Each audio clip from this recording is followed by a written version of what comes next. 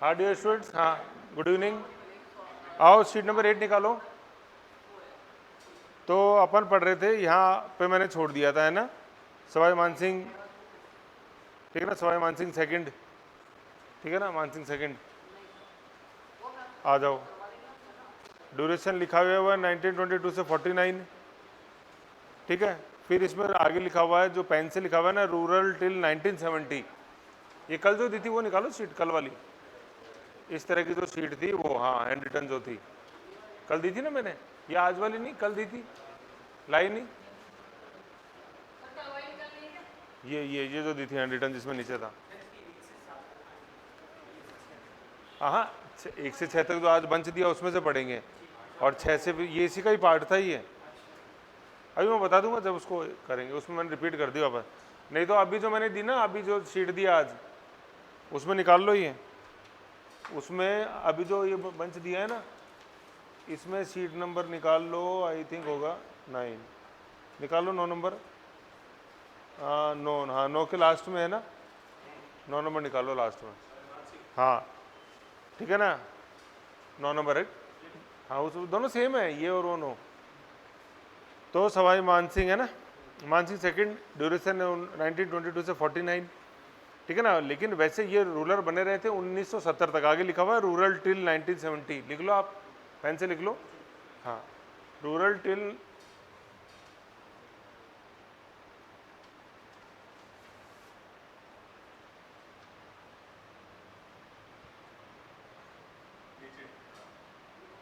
हाँ ये रहा, देखो ये क्या है इसमें, हाँ ये पढ़ा था, ये 1922 से 49, और इसमें ये 1970 तक शासक बने रहे थे। लेकिन 1949 के अंदर जो राजतंत्र एकीकरण हो गया था पूरा राजस्थान का, और ये खत्म हो गई थी राजशाही यहाँ पे, और लोकतंत्र आ गया था, ठीक है। तो ये है कि 49 तक राजशाही थी, लेकिन शासक बने रहे 70 तक। फिर क्या है, फाउंडर ऑफ मॉडर्न जयपुर, है ना, फाउंडर ऑफ ओनली जयपुर अपन बात करेंगे तो वो मिर्जा राजा जयसिंह आ जाएगा, 18 नवंबर 1727, विद्याधर जगन्नाथ, सारी जो बातें थी वो। जो कल मैं आपको नाम बता रहा था ना, वो अश्वमेघ है, वो दीपचंद कुंभाणी है। अश्वमेघ का घोड़ा जो पकड़ा वो तो कुंभाणी राजपूत कछावासी एक डायनेस्टी है जिसने घोड़ा पकड़ा था, दीपचंद कुंभाणी, ठीक है। तो अपन फिर मानसिंह में अपन आगे देखते हैं, हस्बैंड ऑफ गायत्री देवी, ठीक है। गायत्री देवी जलपाईगुड़ी वेस्ट बंगाल से बिलोंग करती थी। फिर अपन देखते हैं आगे मिर्जा इस्माइल, तो क्वेश्चन आता है कि किसके प्रधानमंत्री थे, किसके दरबार में थे, सवाई राजा जयसिंह। कहाँ से लेके आए थे इनको, मैसूर से लेके आए थे, और फिर मैसूर के अलावा और कहाँ के दीवान और रहे थे ये, हैदराबाद के। तो 3 स्टेटों में इन्होंने अपनी सेवा दी है, सबसे पहले मैसूर में दी, फिर जयपुर में दी, और यहाँ से जाने के बाद हैदराबाद में दी, ठीक है ना, मिर्जा इस्माइल। और इसमें आगे लिखा हुआ है सी जयपुर, तो अपन ने जयपुर पढ़ा था, उसमें पूरा डिटेल से देखा था कि क्या इनकी कहानी है, क्यों कहते हैं इनको, ठीक है ना। उसमें फिर जो एंटरप्रेन्योरशिप में जो योगदान है, MI रोड का जो आज अपन स्ट्रक्चर देखते हैं वो है, बिरलास को जो उन्होंने गाइड किया एजुकेशन के सेक्टर में, वो सारा उसमें देखा था। ये आई थिंक वीडियो नंबर शायद चौथा है, 4, 5, 6, 7 अप्रैल का, 7 अगस्त का, सब 7 अगस्त का जो वीडियो है ना उसमें है पूरा, ही देख लेना एक बार। फिर नेक्स्ट अपन देखते हैं सवाई भवानी सिंह। अब देखो इधर, जैसे देखो अभी आप सोचो कि 1949 से फिर ये 70 तक क्या काल है सर, कौन आया बीच में, 50 से 70 तक कौन आया, कोई नहीं आया, ये मानसिंह ही बने रहे, ठीक है ना। फिर 70 के बाद, निधन के बाद फिर 70 में बनते हैं भवानी सिंह अगले शासक, 1970 से 2011, ठीक है। आओ अगली सीट,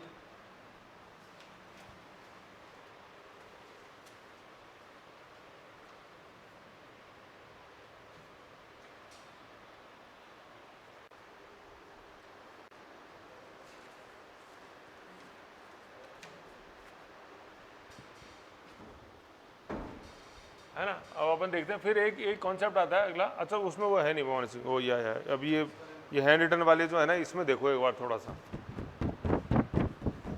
सभी के पास है ये शीट, तो इसको है ना ऐसा करो, मोबाइल में देख लो, व्हाट्सएप पे है ना, एक बार मैं व्हाट्सएप पे फोटो भेजता हूँ, इसमें देख लो इसको, क्योंकि ये थोड़ा देखना जरूरी है, बगैर देखे समझ में नहीं आएगा। 2 फोटो भेज रहा हूँ, दोनों देख लो अपने ग्रुप में, कुछ ग्रुप में नहीं हो तो ऐड हो जाओ ना, अभी लिंक है क्या,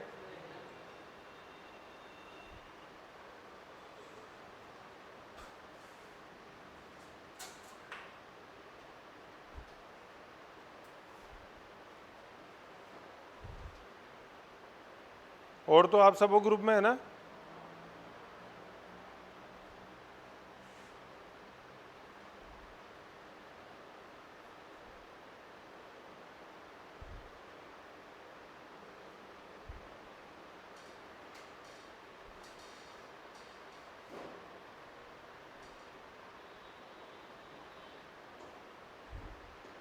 एक शीट तो ये है,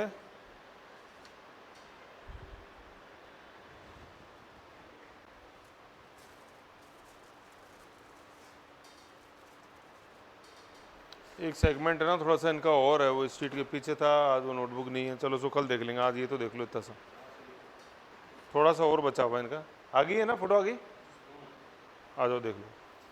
तो सबसे पहले लिखा हुआ है कि लास्ट पोस्ट जो थी ना, ठीक है ना, मतलब जिस पद से ये सेना से सेवानिवृत्त हुए थे वो पोस्ट थी ब्रिगेडियर। तो जैसे आज इनको अपन बोलते हैं तो ब्रिगेडियर भवानी सिंह ही है, ठीक है ना।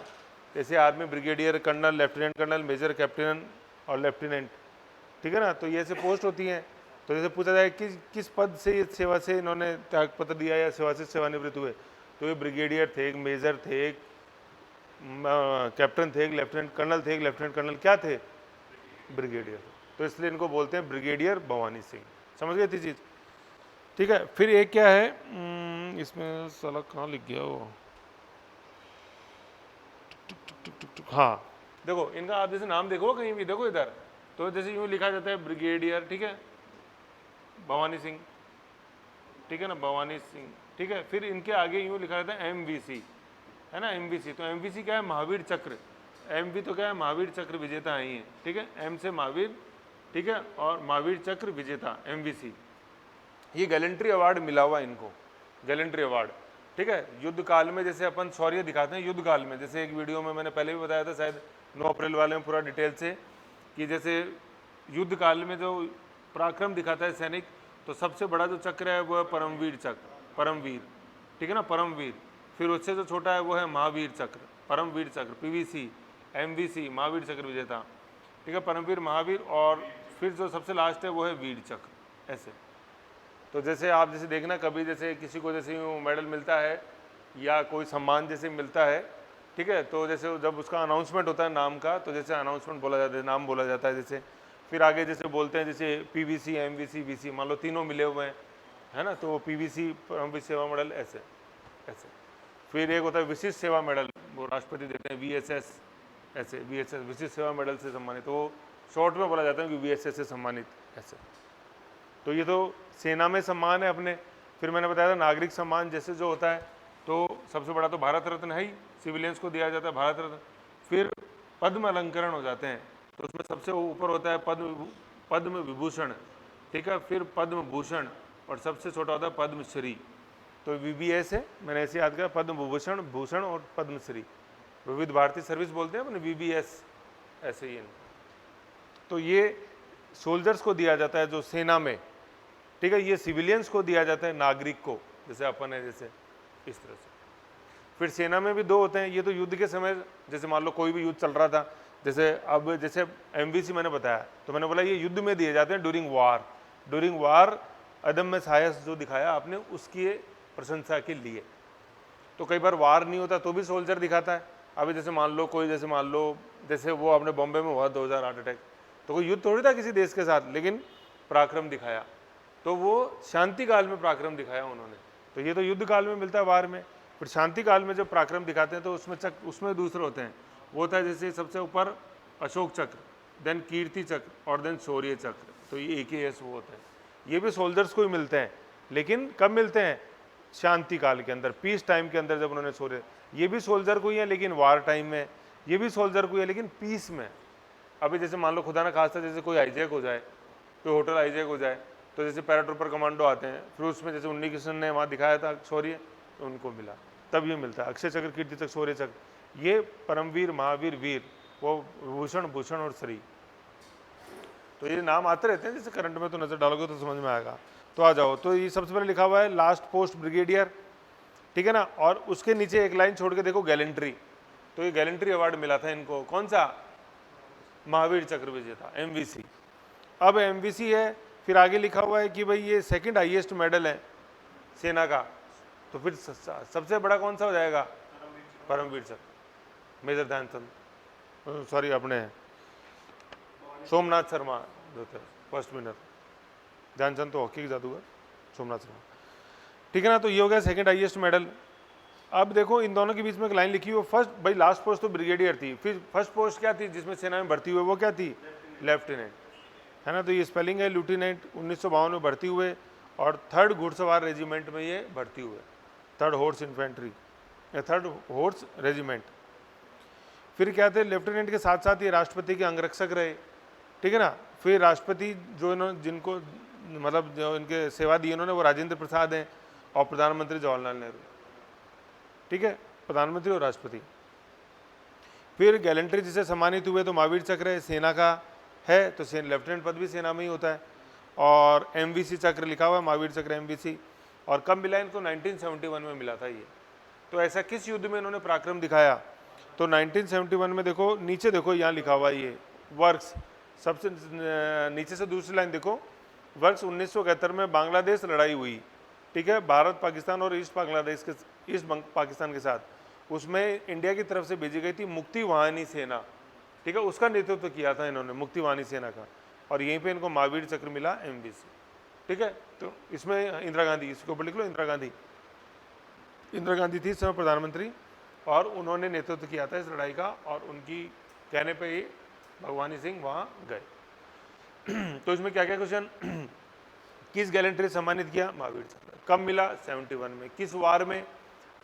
वेस्ट पाकिस्तान या ईस्ट पाकिस्तान? ईस्ट पाकिस्तान, है ना, क्योंकि इंडिया के ईस्ट में पड़ता है वो बांग्लादेश, ऐसे लाहौर वाला पाकिस्तान वो अपने वेस्ट में।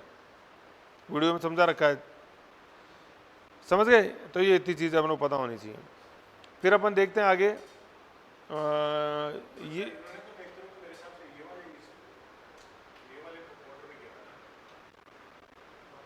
65 की लड़ाई में भी ये रहे हैं, लेकिन 65 की लड़ाई में फुल फ्लैज हीरो नहीं, ऐसे उस समय तो बिल्कुल नॉर्मल जैसे लेफ्टिनेंट और कैप्टन के रूप में, यहाँ गए पूरी रेजिमेंट के कमांडर के रूप में, ठीक है। तो ये हो गया। फिर देखो एक ये यहाँ ये लिखा हुआ ना GCI KCI CC, ये मैंने एक शीट में लिख रखा है, आपको ये आएगा, मैंने बताया ये कहीं नहीं बताया। ये GCI जैसे देखो ऊपर लिखा हुआ है ये GCI order of chivalry by Queen Victoria 1878 में चालू हुआ। पहला होता है GCI मतलब नाइट ग्रैंड कमांडर, फिर ये नाइट कमांडर और CI कमांडर। मतलब क्या है ये जो है ना, ये देखो इधर ये जो यहाँ लिखे हुए हैं, यहाँ लिखे हुए हैं ना ऊपर शीट में, ये क्या है? ये जैसे अपने है ना परमवीर चक्र, महावीर चक्र, वीर चक्र, ये अपने गैलेंट्री है, ऐसी ब्रिटिश गवर्नमेंट भी देती है, पहले भी देती आती थी। तो ये तो आज़ादी के बाद चालू हुए परमवीर महावीर चक्र 1947 के बाद। 47 से पहले क्या था? तो 47 से पहले ये चलता था GCI, जैसे आप देख रहे हो order of chivalry by Queen Victoria 1878, तो इसमें यूँ है GCI, तो ये नाइट ग्रैंड कमांडर। फिर KI था ये नाइट, KNIGST, नाइट लिखते थे, नाइट मतलब रक्षक, ये नाइट कमांडर, और CI ओनली कमांडर, ऐसे। तो कोई खास नहीं, जैसे कई बार ये लिखा हुआ आता है GCI, तो आपको पता होना चाहिए GCI क्या है। तो ये उस समय के परमवीर चक्र हैं आज़ादी से पहले के, जो कौन देता था? ब्रिटिश गवर्नमेंट, ठीक है ना। तो महारानी विक्टोरिया थी, इस कारण से जब भारत आज़ाद हुआ उस समय विक्टोरिया ही थी, मतलब आज़ाद नहीं, सॉरी, आज़ाद हुआ उस समय विक्टोरिया नहीं थी। हाँ, ये तो 1878 में जिस समय चले, मतलब विक्टोरिया ने शुरू किए थे गैलेंट्री अवार्ड 1878 में, ठीक है ना। तो ये है। आओ फिर आओ, फर्स्ट पोर्ट लास्ट पोर्ट, अगर बर्थ आ गया 22 अक्टूबर 1931, ठीक है ना। तो इसको थोड़ा इंपॉर्टेंट रखो, क्योंकि ये जैसे मतलब लास्ट के रूलर्स हैं तो ये पूछा जाता है। तो बर्थ हुआ 1931 में, युद्ध था 1971 में। मदर का नाम है मरुधर कंवर, ठीक है ना। फादर का नाम सवाई मान सिंह। फिर अपन देखते हैं इनका एजुकेशन हुआ इंग्लैंड में हैरो स्कूल, है ना। तो ये हैरो स्कूल कहाँ है? ये मेयो कॉलेज नहीं है, ये इंग्लैंड में, ठीक है ना। तो जैसे अपना मेयो कॉलेज जो बना है जिस तर्ज पे, ये हैरो स्कूल के तर्ज पे बना है। हाँ, तो हैरो स्कूल में एक्चुअली क्या है, वही नोवेल्स के बच्चे पढ़ते हैं, ठीक है ना। वहाँ भी जैसे रहे हैं, जिसको अपन जैसे नाइटहुड बोलते थे, वहाँ भी था ही, तो उनके बच्चे वहाँ पढ़ते थे। तो ऐसे इसी के तर्ज पे मेयो लिख लो यहाँ पे, हैरो स्कूल की तर्ज पे मेयो स्कूल बना है। और मेयो स्कूल कब बना? 1875, है ना। 74 में ट्रेन चली, 75 में मेयो स्कूल चला, ठीक है, हीरो स्कूल में, हीरो। फिर INA से इन्होंने ट्रेनिंग ली हुई है देहरादून से, जैसे इंडियन आर्मी के अंदर आ गए ऐसे। फिर इनके जो वर्क्स थे जिनके लिए जाने जाते हैं, इनका शौर्य 1971 में बांग्लादेश से लड़ाई हुई, ये मैंने बताया ही है। अब उसके नीचे देखो लिखा हुआ ऑपरेशन पवन,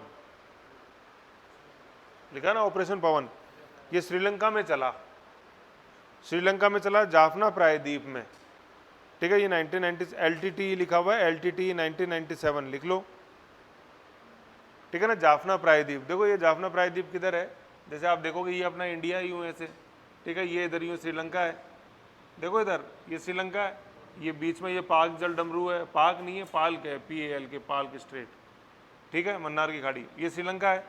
तो ये जो इधर ये है ना, ये जो क्षेत्र, जो मैं इसको कर देता हूँ ये ग्रीन,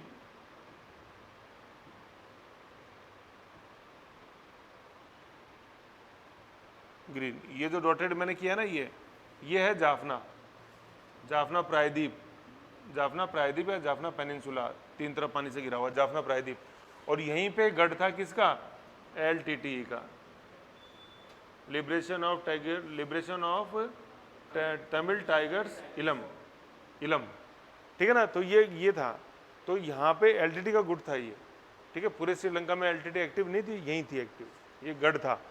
तो यहाँ पे ऑपरेशन पवन भेजा, ठीक है, इनके नेतृत्व के अंदर 1997 में। कहाँ भेजा ऑपरेशन पवन, श्रीलंका में जाफना प्रायद्वीप में, किसको खत्म करने के लिए, LTT को खत्म करने, 1997, है ना। ऊपर लिखा हुआ है राजीव गांधी, और 10 पैरा यूनिट के ये कमांडर के रूप में गए। फिर इसी से खुश होकर यहाँ पे आजीवन ब्रिगेडियर की उपाधि इनको दी गई, है ना। आजीवन ब्रिगेडियर रहोगे आप, तो रिटायर होते समय क्या थे, ब्रिगेडियर के पद पे थे, ठीक है। ये 1997 बाई प्रेसिडेंट, ये वेंकट रमन लिखा हुआ है, 8th प्रेसिडेंट थे ये, ऐसे। हाँ, आजीवन, वो रिटायर हो गए, लेकिन मानद उपाधि हो जाती है वो। आजीवन का मतलब जब सर्विस में नहीं हो, फिर उसके बाद ही बने रहोगे अब आप, ऐसे।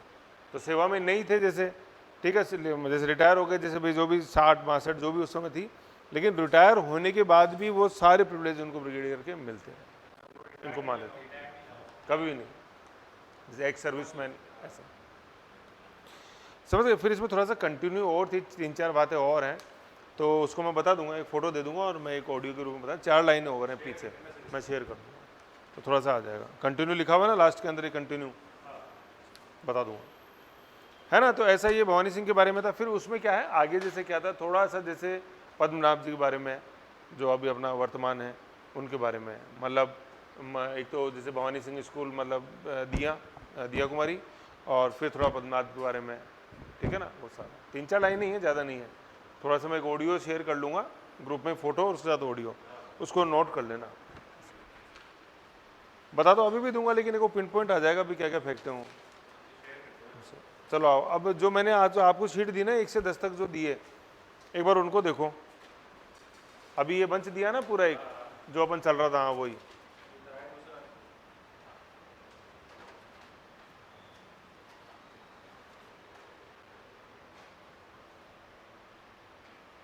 हाँ आ जाओ।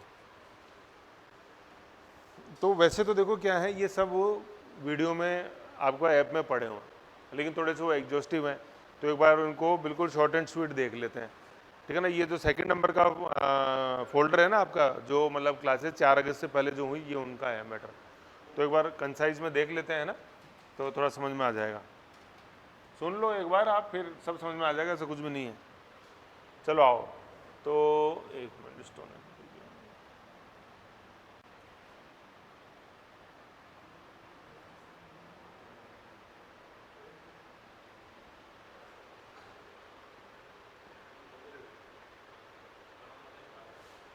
पहला पेज और है, स्टोन एज यार इसमें। चलो एक बार शीट में देख लो, 2 लाइन इसमें आ नहीं रही हो, पेज नंबर 1 में आ जाओ। देखो सबसे पहले लिखा हुआ है एंशिएंट राजस्थान की साइड से, तो सबसे स्टोन एज पे लगाओ 1 नंबर, ये जो स्टोन एज लिखा हुआ है ना, इस पे लगाओ 1 नंबर। फिर 2 लाइन छोड़ के लिखा हुआ है चैलकुलिथिक एज, इस पे लगाओ 2 नंबर।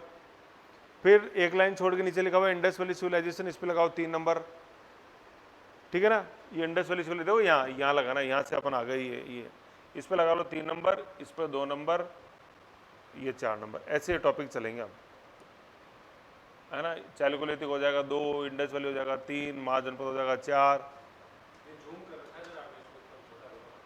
नहीं वो है,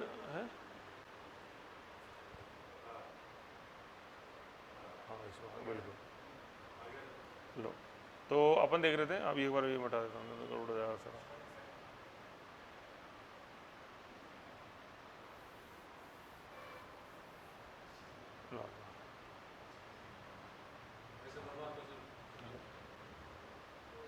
आ जाओ, तो है ना एंशिएंट राजस्थान देखते हैं अपन, है ना।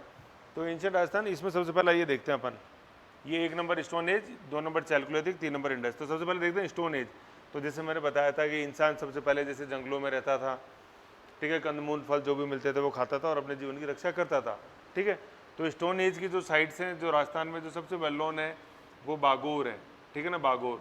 तो ये मेसोलिथिक पीरियड की साइट है, मध्य पाषाण काल की, जिसमें हमारे 3 काल थे, पूरा पाषाण, मध्य पाषाण और नव पाषाण। तो मध्य पाषाण पीरियड की साइट है।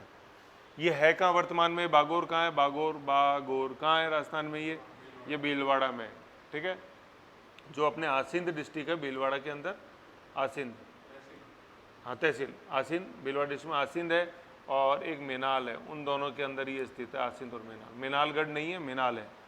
किस नदी के किनारे है, कोठारी नदी के किनारे है, ठीक है। इसको अपन भीलवाड़ा की लाइफलाइन बोलते हैं, कोठारी नदी को। और इस कोठारी नदी पे बांध बना हुआ है, कौन सा, मेजा बांध। जैसे अपने जयपुर से बिसलपुर से पानी आता है, वैसे भीलवाड़ा में मेजा डैम से आता है कोठारी नदी। फिर ये क्या है, यहाँ से अपन को प्राचीनतम अवशेष मिले किसके, एनिमल हर्डिंग के, पशुपालन के, है ना। ये क्वेश्चन आता है, पशुपालन के प्राचीनतम साक्ष्य कहाँ से मिले हैं, तो ये बागोर से मिले हैं, भीलवाड़ा से, ठीक है। तो ये तीनों चीज़ें अपने को पता होनी चाहिए। इसको लिख लो एक बार छोटा सा, वीडियो में वहाँ उसमें तो बहुत डिटेल में था, लेकिन बागोर मध्य पाषाण की साइट है, भीलवाड़ा में है। भीलवाड़ा तो जिला है, और आसिंद अपने तहसील है, आसिंद और मेनाल। नदी का नाम है कोठारी, मेनाल, हाँ वो मेनालगढ़ में है, ये मेनाल है। उस वीडियो में मैंने बताया था, जैसे यूं भीलवाड़ा ऐसे, ये इधर से बनास से, मेनाल यहाँ है, मेनालगढ़ यहाँ है, ठीक है। तो ये बागोर यहाँ है, ये बागोर, ये मेनाल के ऊपर ये आसिंद तहसील है, ये वाली आसिंद तहसील, ठीक है। फिर यहाँ से क्या मिले, जो जिसका क्वेश्चन है कि oldest evidence of animal herding, पशुपालन। आज अपन देखते हैं, आज बहुत आम चीज़ है कि यार गांव में ठीक है पशु तो पाल रहे हैं क्या, लेकिन ये उस समय बहुत बड़ी चीज़ थी। पशुपालन का मतलब होता है एक सेटल्ड लाइफ की शुरुआत। अब आपको इधर उधर भागना नहीं है, पशु का आपने पाल के रखा, जब जैसे भी उसको आप यूज़ ले रहे हो वैसे आप यूज़ ले रहे हो। मध्य पाषाण, ये मध्य पाषाण की साइट है। ये पूछते हैं कि काल क्या है, तो मध्य पाषाण है, बागोर, ठीक है। तो ये तो था स्टोन एज। स्टोन एज का मतलब इंसान को इस एज के अंदर केवल पत्थर का ज्ञान था। फिर मैंने ये बताया था कि भीलवाड़ा में ऐसा क्या था सर, वहीं क्यों, तो जैसे वो भीलवाड़ा वाला पट्टी का, जैसे मैंने एग्जांपल दिया था, जैसे जो अपनी पट्टियाँ आती हैं भीलवाड़ा वाली, आपने देखी होगी, तो उसमें क्या है, उसके पत्थर में जैसे आप हल्की सी चोट दो तो उससे भी एक फलक बन जाता है, मतलब बिल्कुल यूँ एक पैना हथियार आपके पास आ जाता है धार में। तो उससे फिर धारदार हथियार से तो आप बहुत काम ले सकते हो कुछ भी। तो पहले वो बड़े बड़े पत्थर लेके चलता था, उसकी ज़रूरत ही नहीं है अब, है कि नहीं। तो छोटे से हथियार से ज़्यादा सटीक काम कर सकता था वो, इसलिए भीलवाड़ा में। फिर अपन देखते हैं ताम्र पाषाण, चैल्को और लिथिक। तो चैल्को तो मतलब ये धातु है, चैल्को का मतलब हो गया कोपर, ठीक है ना, और लिथिक का मतलब हो गया स्टोन, पत्थर, है ना। तो ये वो एज थी जिसमें इंसान पत्थर के, भाई पत्थर का ज्ञान तो पहले ही था। तो इस चैल्कोलिथिक एज में लिथिक का मतलब पत्थर, चैल्को मीन्स कॉपर। तो इस, हाँ, इस पीरियड के अंदर ये ताम्र पाषाण, चैल्कोलिथिक को अपन हिंदी में बोलते हैं ताम्र पाषाण।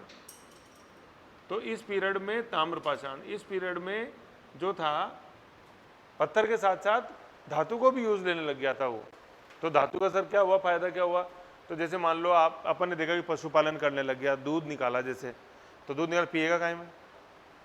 अब आप देखो पत्थर के बर्तन, तो पत्थर के बर्तन, पत्थर का गिलास बनाना संभव है क्या, बनाने में बना लेंगे, लेकिन वो इतना ईजी, इतना हैंडी नहीं होगा। तो फिर जैसे उसने देखा कि हाँ भी धातु को ऐसे निकाल के, इसको पिघला के, ऐसे मोल्ड करके गिलास बनाया जा सकता है कि नहीं है। तो जैसे मध्य पाषाण में तो पशुपालन करने लग गया था। फिर इसके बाद नव पाषाण आता है, उसमें मेरगढ़ साइट है अपने पाकिस्तान के अंदर, अपने सिलेबस में नहीं है। तो मेहरगढ़ में कृषि के प्राचीनतम साक्ष्य मिले, तो फिर खेती भी करने लग गया था, तो पशु पालने लग गया, खेती करने लग गया, तो खाना बनाएगा, तो खाना खाने के लिए भी चाहिए, खाना जो बच जाएगा उसको स्टोर करने के लिए भी बर्तन चाहिए, नहीं चाहिए क्या बताओ, ऐसे। तो फिर धातु का उपयोग इससे जरूरी होगा, सबसे पहले बर्तन ही बने ही हैं, ठीक है ना, ऐसे। तो राजस्थान के अंदर जो वेल नोन चैल्कोलिथिक साइट है वो गणेश्वर है। क्या है ये? गणेश्वर, ठीक है, गणेश्वर। प्रेजेंट में कहाँ है? खेतड़ी में, खेतड़ी तहसील में, झुंझुनू जिले के अंदर। ये बहुत इंपॉर्टेंट क्वेश्चन है। क्वेश्चन पूछते हैं गणेश्वर किस काल की साइट है? ताम्र पाषाण, पाषाण काल की नहीं है, पाषाण काल की तो बागोर है, ताम्र पाषाण, ठीक है। खेतड़ी कहाँ? झुंझुनू में, ऐसे। या यूँ पूछ रहे थे गणेश्वर किस पीरियड की साइट है, या वेल नोन जो ताम्र पाषाण साइट है राजस्थान के अंदर वो कौन सी है? सबसे वेल नोन वही गणेश्वर। तो ताम्रयुगीन संस्कृति को जननी भी बोलते हैं, इसको उस वीडियो में था, क्योंकि सबसे ज्यादा ताम्र उपकरण यहीं से मिले, कॉपर, समझ गए।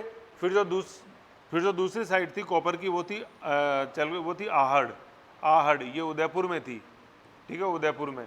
और आहड़ को बोलते थे अपन ताम्बवती, है ना, मतलब तांबे वाली जगह, क्योंकि यहाँ पे भी काफी मात्रा में औजार तांबे के मिले, लेकिन सबसे ज्यादा मिले कहाँ से? गणेश्वर,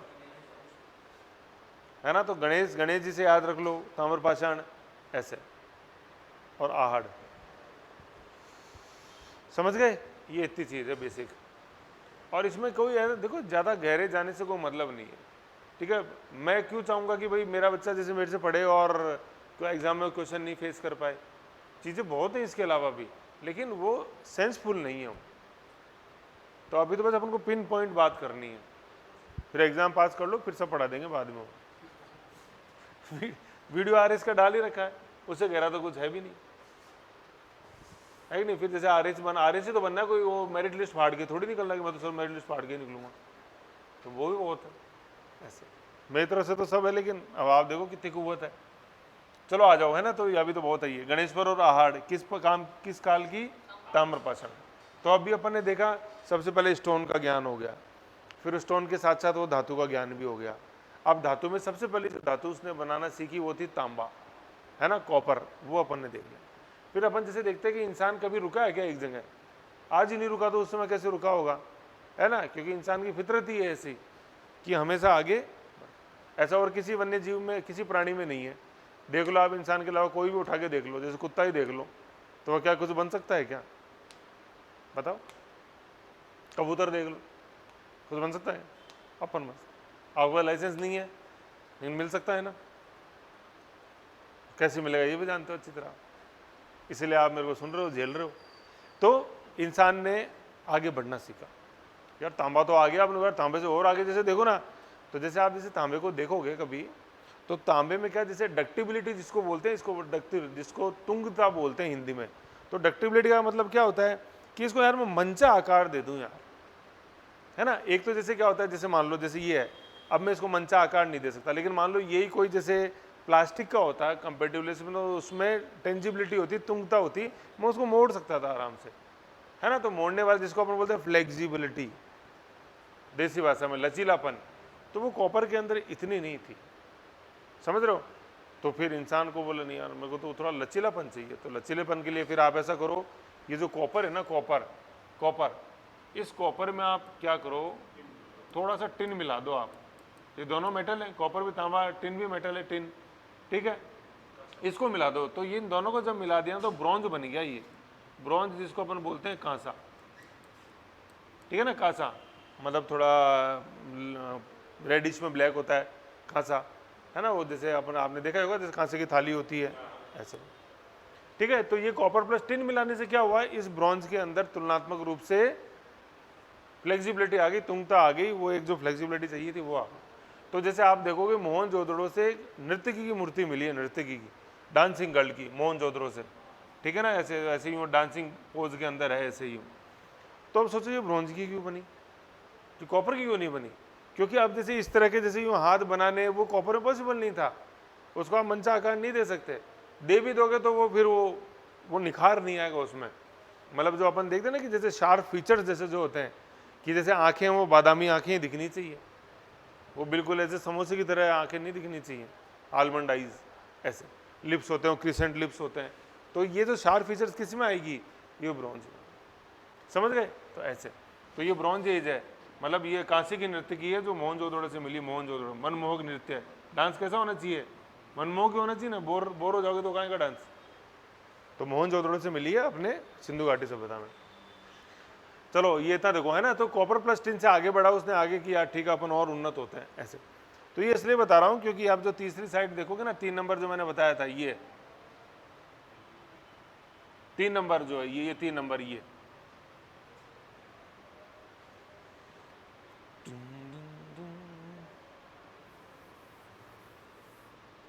3 नंबर जो आप देख रहे हो, इसमें लिख लो इंडस वैली सिविलाइजेशन जो लिखा हुआ है ना, इसमें लिख लो।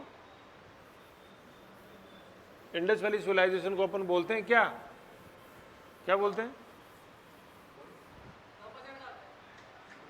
कहाँ नवपाषाण में रह गए, आगे बढ़ो। देखो Indus valley civilisation, Harappan civilisation और ब्रॉन्ज एज सिविलाइजेशन, तीनों एक ही नाम है ये, ठीक है। तो इससे पहले अपन ने चैलकुली देखा, तो कॉपर में क्या मिला दिया, टिन मिला दिया, तो क्या बन गया, ये ब्रॉन्ज बन गया, ये ब्रॉन्ज।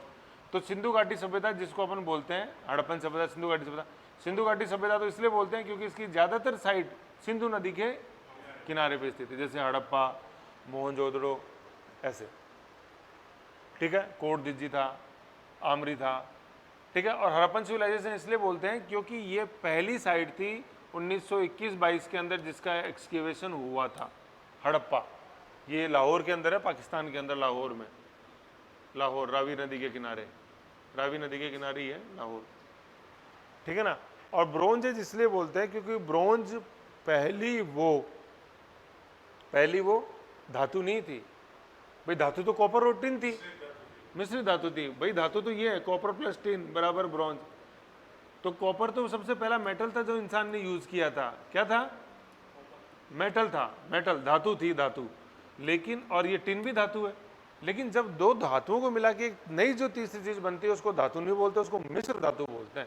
भाई ये दो का मिश्रण है ना, कॉपर और टिन का, तो ये क्या हो गई, ये मिश्र धातु है जिसको अपन इंग्लिश में बोलते हैं अलॉय, ठीक है ना। ये मिश्र धातु है, जैसे मिश्र धन होता है ना, धन मूल धन में ब्याज मिला दिया तो क्या हो गया, वो मिश्र धन हो गया।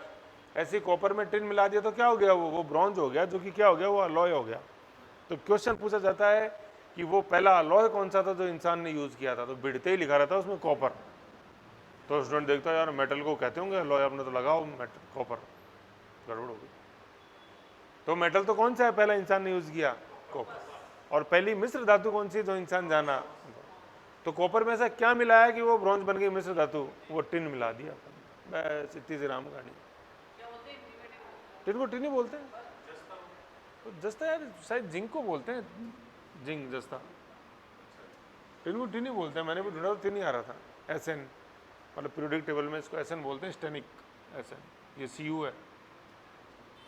ब्रॉन्ज मिश्र धातु है, मेटल है नहीं तो उसमें मिलती नहीं है पीरियोडिक टेबल में, समझ गए। ये चीज़ थी इसमें नॉर्मल, तीनों को बोलते इसलिए वो कारण मैंने बताया। अब ब्रॉन्ज इसलिए क्योंकि पहले अलॉय थी जो ब्रॉन्ज इंसान ने जानी।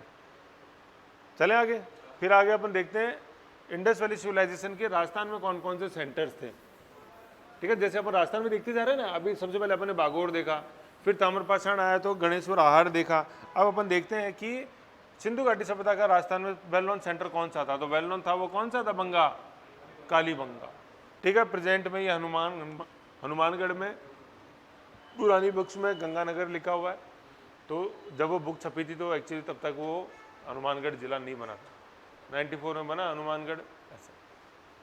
तो अभी भी आप देखो सर कई बुक्स में तो अभी भी लिखा रहता है, तो वो कॉपी पेस्ट करके चल रही हूँ तब से बुक्स। तो ऑथर को क्या मतलब है, रॉयल्टी आ रही है तो अपने तो चलने तो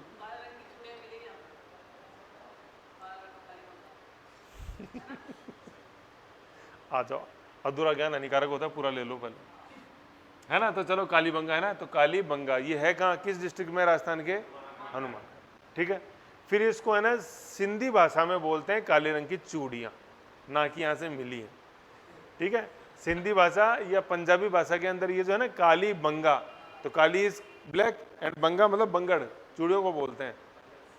तो सिंधी भाषा में कालीबंगा का जो मतलब है वो क्या है, काले रंग की चूड़ी, ना कि काले रंग की चूड़ियाँ यहाँ से मिली है। तो ऐसा कुछ भी नहीं है, है ना, लेकिन आज हो गया, अब उनको आज क्लियर हो गया।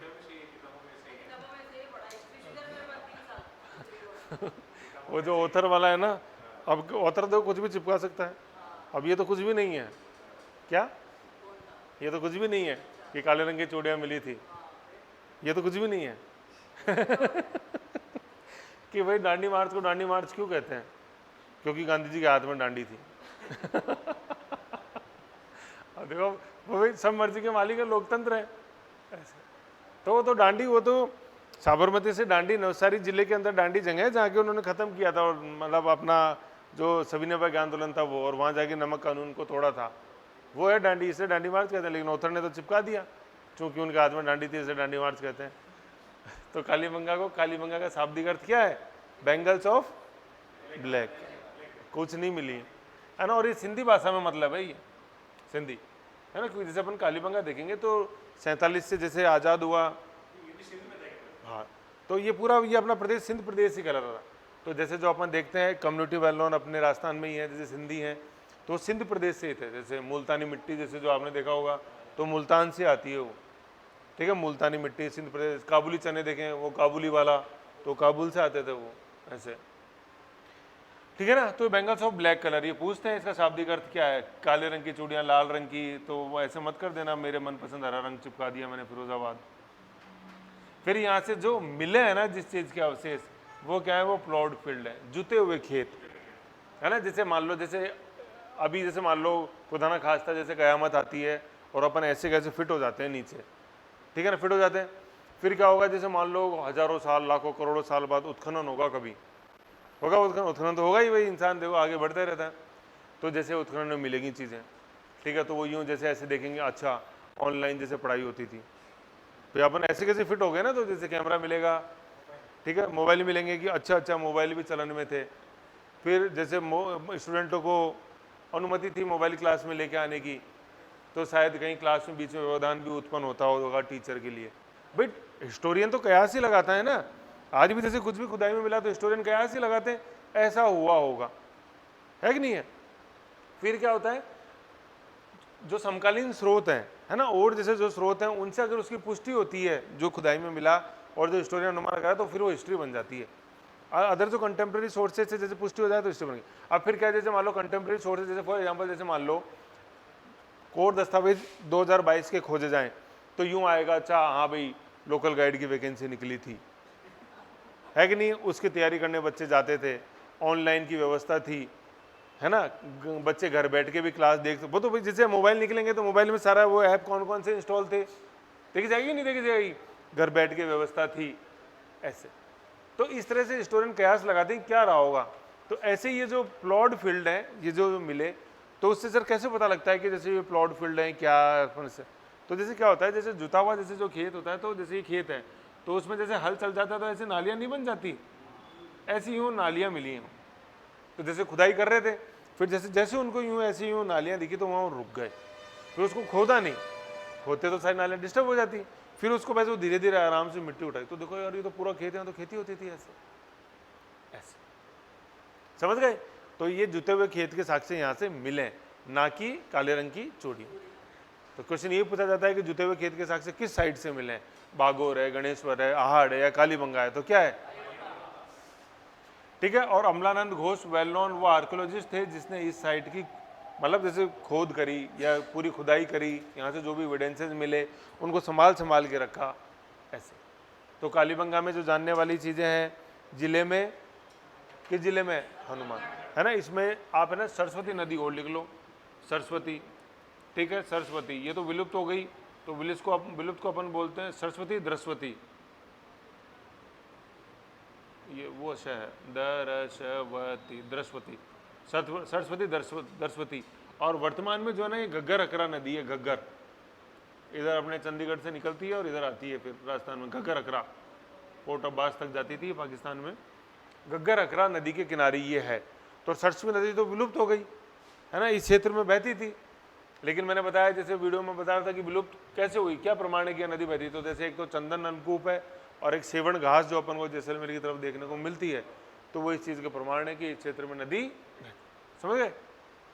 तो ये सरस्वती दरसू नदी की ना, तो इसलिए है ना कालीबंगा को अपन बोलते हैं सरस्वती सभ्यता। जैसे सिंधु घाटी को कौन सी सभ्यता बोलते हैं, सॉरी हड़प्पा को कौन सी सभ्यता बोलते हैं, सिंधु घाटी, ऐसे कालीबंगा को सरस्वती घाटी सभ्यता। क्योंकि कालीबंगा किस नदी के किनारे था, आज विलुप्त हो गई लेकिन, और आज जो नदी है वहां बहती है वो कौन सी नदी है, घग्गर नदी, घग्गर हकरा बोलते हैं इसको पूरा, ठीक है, हकला नहीं है, हकरा, समझ गए। ये इतनी चीज है जो इसमें लिखी है। तो ये एक एक लाइन इंपॉर्टेंट पूछा जाता है क्वेश्चन, समझ गए, कोई कंफ्यूजन है बताओ, फिर आगे चलते हैं। चलो फिर अपन नेक्स्ट देखते हैं, अपन ये हिस्ट्री में अपन क्रोनोलॉजी में टाइम पीरियड में आगे बढ़े जा रहे हैं एक एक एक करके, है ना। अब आ गए अपन महाजनपद में, 6th सेंचुरी BC में महाजनपद, 16 महाजनपद थे भारतीय इतिहास के अंदर, ठीक है। उसमें जो वेल नोन महाजनपद जो राजस्थान के अंदर था, वैसे राजस्थान का लेना देना मैंने बताया था 4 महाजनपदों से था, ठीक है ना। लेकिन अपने जैसे जो स्तर अभी आप जहाँ पे हो, तो एक ही वेल नोन महाजनपद था जिसका लेना देना राजस्थान से था, तो वो महाजनपद कौन सा था, मत्स्य महाजनपद, ठीक है ना। तो ये चूंकि अपना जयपुर से आप दे रहे हो तो ये मत्स्य। तो पूछा ये जाए कि प्राचीन काल में जयपुर और अलवर जो क्षेत्र हैं ये किस महाजनपद के हिस्सा थे, तो क्या आंसर उसका, मत्स्य, है ना। इसीलिए जब राजस्थान का एकीकरण हुआ 7 चरणों में, तो सबसे पहला जो इकाई बनाई थी, ठीक है ना, वो इकाई बनाई थी मत्स्य संघ, ठीक है ना। उसमें ABCD अलवर, भरतपुर, करौली, धौलपुर इनका एकीकरण हुआ था, और फिर उस एकीकरण से जो इकाई बनी उस इकाई का क्या नाम था, मत्स्य। तो वो इसीलिए क्योंकि प्राचीन काल में राजस्थान किस महाजनपद का हिस्सा था, मत्स्य महाजनपद, ठीक है, मत्स्य लिखा हुआ, मत्स्य महाजनपद। टोटल 16 जनपद थे, 16 महाजनपद थे, उसमें जो राजस्थान में था कौन सा था, मत्स्य। और ये कहाँ था, मतलब मत्स्य महाजनपद की कैपिटल क्या थी, विराटनगर, और इसी को बैराठ भी बोलते थे, ठीक है। और ये प्रेजेंट में कहाँ है, ये जयपुर में, जयपुर अपन जाते हैं इधर दिल्ली रोड पे, शाहपुरा से पहले विराटनगर, शाहपुरा से पहले राइट हैंड में पड़ता है अलवर के रूट पे, ठीक है ना। तो ये विराटनगर है और बैराठ, ठीक है ना, ये बैराठ बहुत इंपॉर्टेंट है। अशोक का बाबरू अभिलेख देखेंगे अपन, 3 अभिलेख मिले हैं यहाँ से, बाबरू अभिलेख, भीम डूंगरी, बीजक डूंगरी और एक गणेश डूंगरी।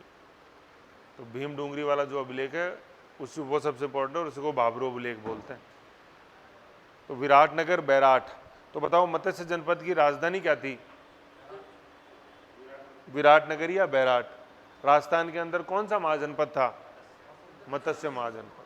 टोटल महाजनपद कितने थे, है ना। जब पूछूं तो बताया करो, मुंह से बोला करो, नाराज मत रहा करो, है कि नहीं, कि नहीं मैं तो नहीं बोलूंगा, कर लो क्या कर लो, आपके हित में, ठीक है। ऐसे क्यों, क्या होता है जैसे, है ना, बोलते हैं ना तो वो एक बार वो नींद भी आ रही होती है तो उड़ जाती है वो।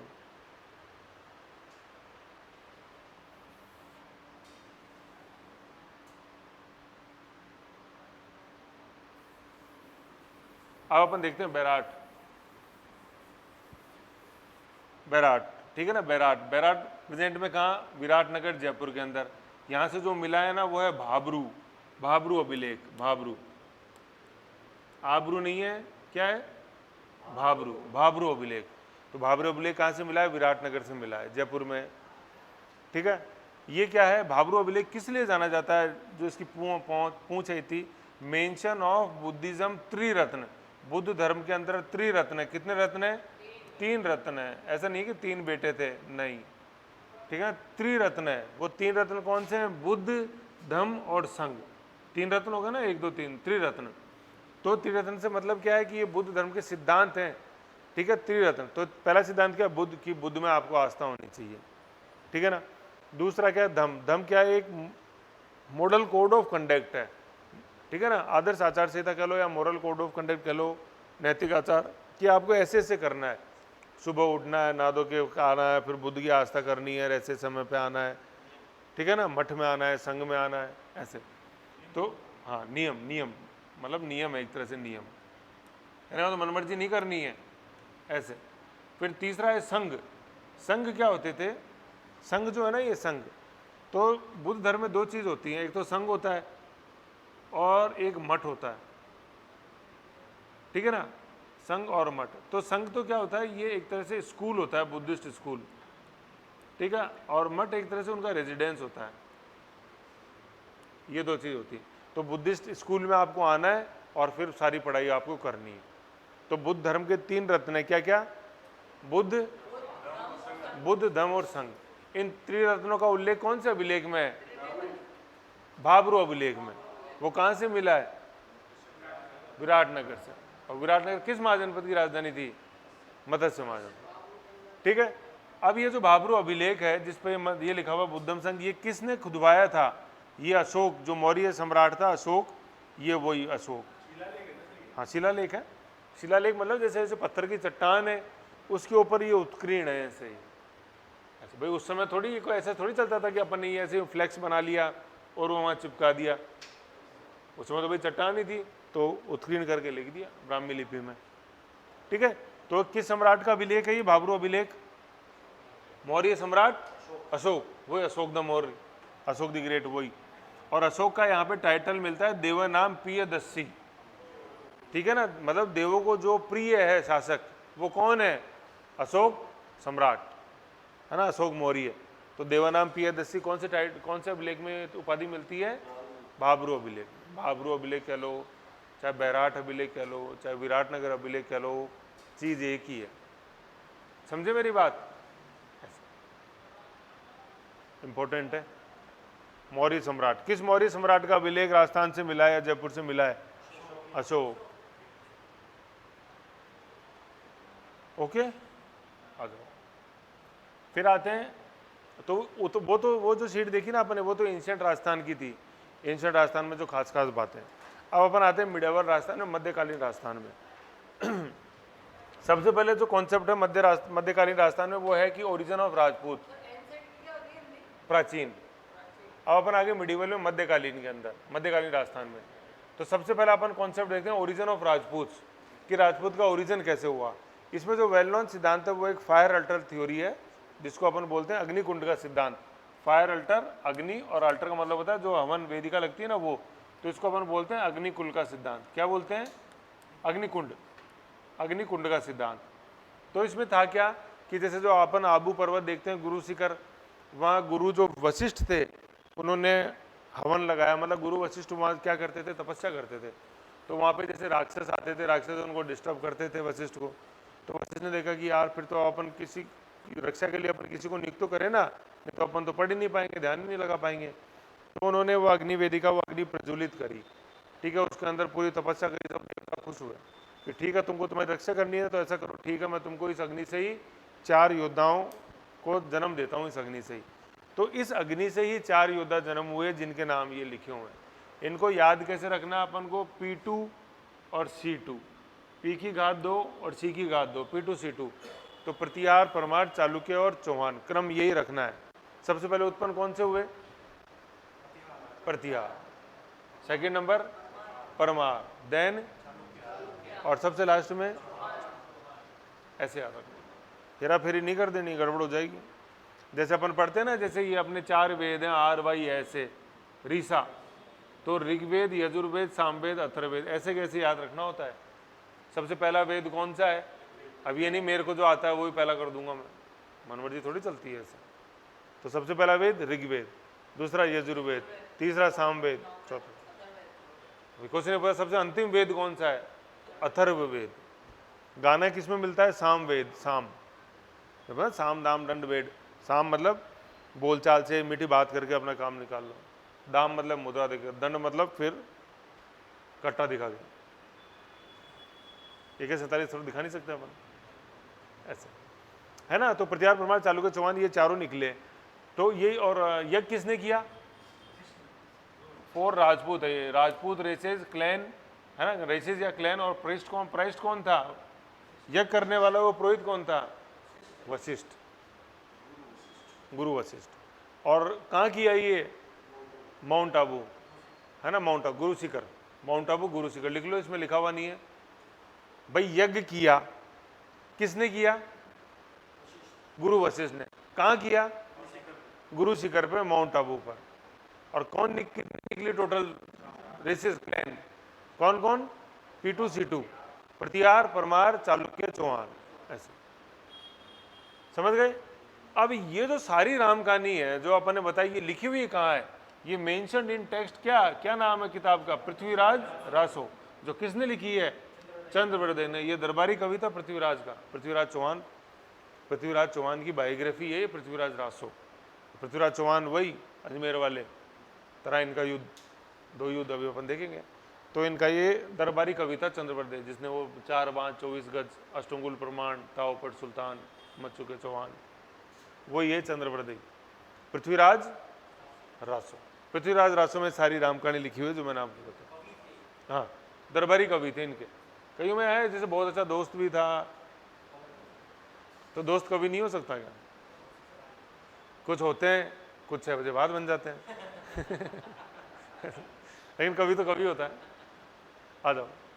तो पृथ्वीराज रासो चंद्रवरदे, ठीक है, ऐसे था। आओ अपन जैसे चारों को देखते हैं, इसी क्रम में देखते हैं। लास्ट में फिर चौहान आएंगे, उससे अपन अजमेर में जुड़ जाएंगे। सबसे पहले अपन प्रतिहार देखते हैं। तो प्रतिहार की जो सीट थी ना, वो गुजरात थी। देखो, ये गुजर प्रतिहार नहीं है। गुजर प्रतिहार तो पहले आगे चले गए, ये प्रतिहारों से अलग है शासक। गुजर प्रतिहार नहीं है, ठीक है, प्रतिहारों से आगे चले गए। पहले गुजर प्रतिहार तो पहले निकल गए। ये दूसरे प्रतिहार हैं जिनकी सीट क्या थी? गुजरात थी। फिर इसमें जो सबसे इंपॉर्टेंट शासक हुआ है वो एक ही ध्यान रखना, महेंद्रपाल। वो भी क्यों? क्योंकि महेंद्रपाल का जो दरबारी कवि था उसका नाम क्या था? राजशेखर। ये क्वेश्चन पूछा जाता है कि राजशेखर किसके दरबार में कवि थे? जैसे चंद्रवरदे किसके दरबार में था? पृथ्वीराज के। ऐसे ही राजशेखर किसके दरबार में था? महेंद्रपाल के। और महेंद्रपाल किस वंश का शासक था? प्रतिहार। पढ़ा ना, प्रतिहार, परमार, चालुक्य, चौहान। तो प्रतिहार गुजरात। भाई प्रतिहार जैसे अपन देखते हैं चालुक्य, ये चौहान तो जानते ही हो ना, इनकी सीट क्या थी? अजमेर, है कि नहीं है? ऐसे इन प्रतिहारों की सबकी सीट होगी ना भाई, कहीं कहीं तो ये जाके राज करेंगे ही। तो प्रतिहारों की सीट थी गुजरात, परमारों की सीट थी मालवा, चालुक्य भी गुजरात में ही थे, ठीक है ना, और चौहान थे अजमेर में, ठीक है। एक्चुअली क्या था, ये जो प्रतिहार जो थे ना, प्रतिहार थे दक्षिणी गुजरात के अंदर, जिधर अपन देखते हैं अहमदाबाद। और ये जो चालुक्य जो थे, ये थे जहाँ पर पालनपुर जो देखते हैं अपने जयपुर राजस्थान की तरफ, पालनपुर वाला जो क्षेत्र है वहाँ पे अनिलवाड़ा के चालुक्य। आ जाओ अभी देखें, है ना। तो ये हो गया प्रतिहार। फिर सेकंड देखते हैं अपन परमार। परमार कहाँ? परमारी क्या सीट थी? मालवा, जहाँ अपन देखते हैं इंदौर, भोपाल, ये अपना झाबुआ, रतलाम, ये सारा एरिया, ग्वालियर। तो वहाँ पे जो सबसे इंपॉर्टेंट राजा हुआ वो कौन है? मीर भोज, है ना, मिहिर भोज, ये बहुत इंपॉर्टेंट है, मिहिर भोज। इसको और शॉर्ट में बोल देते हैं भोज परमार, क्योंकि परमार वंश का था ये। तो आपने एक वो लाइन सुनी होगी ना, कहाँ राजा भोज कहाँ गंगू तेली, तो ये राजा भोज वही है, लिख लो आगे आगे, कहाँ राजा भोज कहाँ गंगू तेली। गंगू, कहाँ राजा भोज कहाँ गंगू तेली, इस राजा भोज के लिए बोला जाता है। तो कहाँ राजा भोज मतलब राजा भोज तो अपनी विद्वता के लिए जाना जाता था, और गंगू तेली जो था ना, गंगू तेली से मतलब था तेनाली रामन, जो कृष्णदेव राय के दरबार में था। तो वो क्या था, ज्ञान उसमें भी था, लेकिन वो हंसी मजाक में, जैसे बीरबल बोलता था मजाक मजाक में, वैसे वो मजाक में बोलता था, ठीक है। तो आधी से ज़्यादा दुनिया उसको मूर्ख समझती थी, लेकिन जो उसके शब्दों में गहराई में गौर करता था उसको पता लगता था कि यार ये तो बहुत कुछ बोलेगा, ठीक है, ऐसे है। तो मीर भोज परमार क्या? Most famous ruler of Parmar dynasty. इसकी कैपिटल जो थी वो क्या थी? धार। झाबुआ जो अपन देखेंगे पश्चिमी एमपी में है, राजस्थान की तरफ, धार एमपी। और यहाँ वर्तमान में यूनिवर्सिटी है जिसको अपन धार यूनिवर्सिटी बोलते हैं, ठीक है।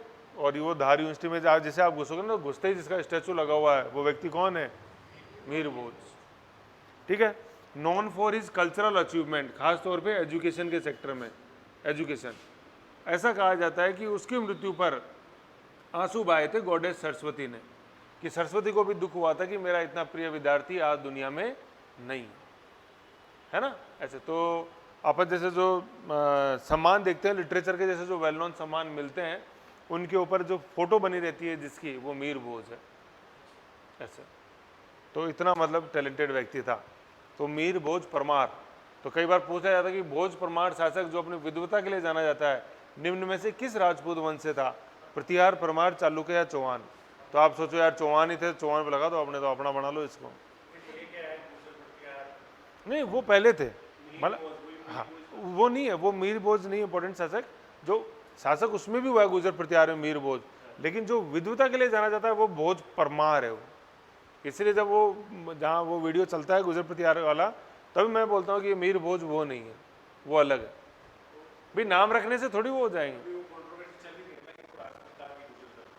उसमें मत जाओ। अपने तो अपने जो वेल नोन है ना, जो विद्वता के लिए जाना जाता है वो भोज परमार, जो कहाँ से था, मालवा से था, धार उसकी राजधानी थी, ऐसे समझ गए। ये इतनी चीज है। फिर जो चौथे राजपूत डायनेस्टी अपन देखते हैं जो निकले, वो कौन, चौहान, सॉरी तीसरे पे पहले चालुक्य। चालुक्य, ये चालुक्य, ये सोलंकी थे और इनकी सीट गुजरात थी, है ना। गुजरात जो अपन अनिलवाड़ा देखते हैं, अनिलवाड़ा इधर ये पालनपुर की तरफ जो वो अनिलवाड़ा, अनिलवाड़ा, ये अनिलवाड़ा लिख लो, गुजरात। इसमें जो सबसे इंपॉर्टेंट शासक हुआ है वो है भीम फर्स्ट। भीम नहीं भीम, भीमसेन तो उधर बंगाल में, भीम फर्स्ट केवल, ठीक है ना। इसकी जो खास बात है, 1024 में अटैक हुआ किसका, मोहम्मद गजनी का, गौरी नहीं है। गौरी तो 1191 में आएगा, करीबन इसके 70 साल बाद, है ना। मोहम्मद गजनी, ये गजनी है, गजनी है ना। मोहम्मद गजनी का अटैक हुआ किस पे, सोमनाथ पे, है ना। गजनी का अटैक हुआ किस मंदिर पे हुआ, सोमनाथ मंदिर पे हुआ, ठीक है, सोमनाथ। और ये सोमनाथ जो मंदिर है ना, ये शिव टेम्पल है, ये शिव का मंदिर है ये, ठीक है। तो सोमनाथ मंदिर पर जब आक्रमण हुआ तो गुजरात पे कौन शासक रूल कर रहा था उस समय, तो आप देखो नाम तो भीम था लेकिन मंदिर को नहीं बचा पाया, ऐसा, ठीक है ना। यूं 1024 समझ, 24 घंटे होते हैं अपने, तो 24 1024 गजनी सोमनाथ, शिव टेम्पल है लिखा हुआ है। और लिखा हुआ है 16th red. Actually Mohammad Ghazni ने जो रेड करी थी, टोटल रेड वो कितनी करी थी भारत पे, जो आक्रमण 17 आक्रमण किए थे। तो जो सोमनाथ पे आक्रमण था वो उसका क्या आखिरी आक्रमण था क्या, वो सेकंड लास्ट आक्रमण था, है ना। तो सर ये सेकंड लास्ट क्यों था, लास्ट भी हो सकता था, भाई दौलत चाहिए थी, दौलत मिल गई थी ना। फिर तो एक्चुअली हुआ क्या, जैसे ये गजनी जैसे जो है ना, तो जैसे अपन गजनी देखते हैं, गजनी और गौर, ये मोहम्मद ऑफ गजनी और मोहम्मद ऑफ गौर कहलाते हैं। जैसे ये अफगानिस्तान है अपने, ठीक है, ये ऊपर काबुल है, ठीक है, ये इधर नीचे कंधार है, ये इधर हेरात है, हेरात अभी अपन पढ़ेंगे, ख्वाजा मोइनुद्दीन चिश्ती हेरात में जन्म हुआ था उनका, ठीक है। तो यहाँ पे एक प्रांत है ऊपर में, ये तो है गौर, गौर गौर, ठीक है ना। और यहाँ नीचे ये है गजनी, प्रांत है बाकायदा, अफगानिस्तान अभी भी है। तो ये गजनी और गौरी जो थे ना, इनको आप जैसे इंग्लिश की बुक पढ़ोगे ना, उसमें तो लिखा हुआ है मोहम्मद ऑफ गजनी, मोहम्मद ऑफ गौर, है ना। ऑफ क्यों लग गया, क्योंकि ये वहां से थे। और हिंदी की बुक में सीधा लिख देते हैं मोहम्मद गजनी, मोहम्मद गौर, मोहम्मद गौरी, मोहम्मद गजनी। तो गजनी और गौर क्या थे, ये प्रांत है। आज भी एटलस खोल के देखोगे ना आप गजनी, तो मिलेगा बाकायदा, जगह का नाम है, तो वहां से बिलोंग करते थे, इसलिए Mohammad of Ghor and Mohammad of Ghazni, है ना। तो ये चीज है। तो ये गजनी आया, गजनी आया, टोटल 17 रेड करी। तो एक्चुअली क्या था, जैसे सोमनाथ पे लूट तो लिया, अब देख लो सोमनाथ अपने गुजरात, है ना। जैसे अपन नक्शा बनाए, जैसे थोड़ा सा मैं बताऊँ, जैसे ये सॉरी, चलो इसमें देख लो, जैसे मान लो ये अपने इंडिया का मैप है ऐसे, आप थोड़ा जल्दबाजी में बन गया,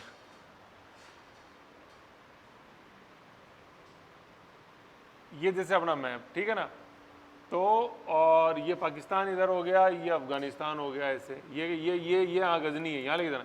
सोमनाथ कहाँ है, सोमनाथ यहाँ है, ये तट पे। तो अब देख लो यहाँ से यूँ होके जाएगा, भाई इधर तो कच्छ है ना, इधर दलदल से तो जाएगा नहीं, फंस जाएंगे घोड़े।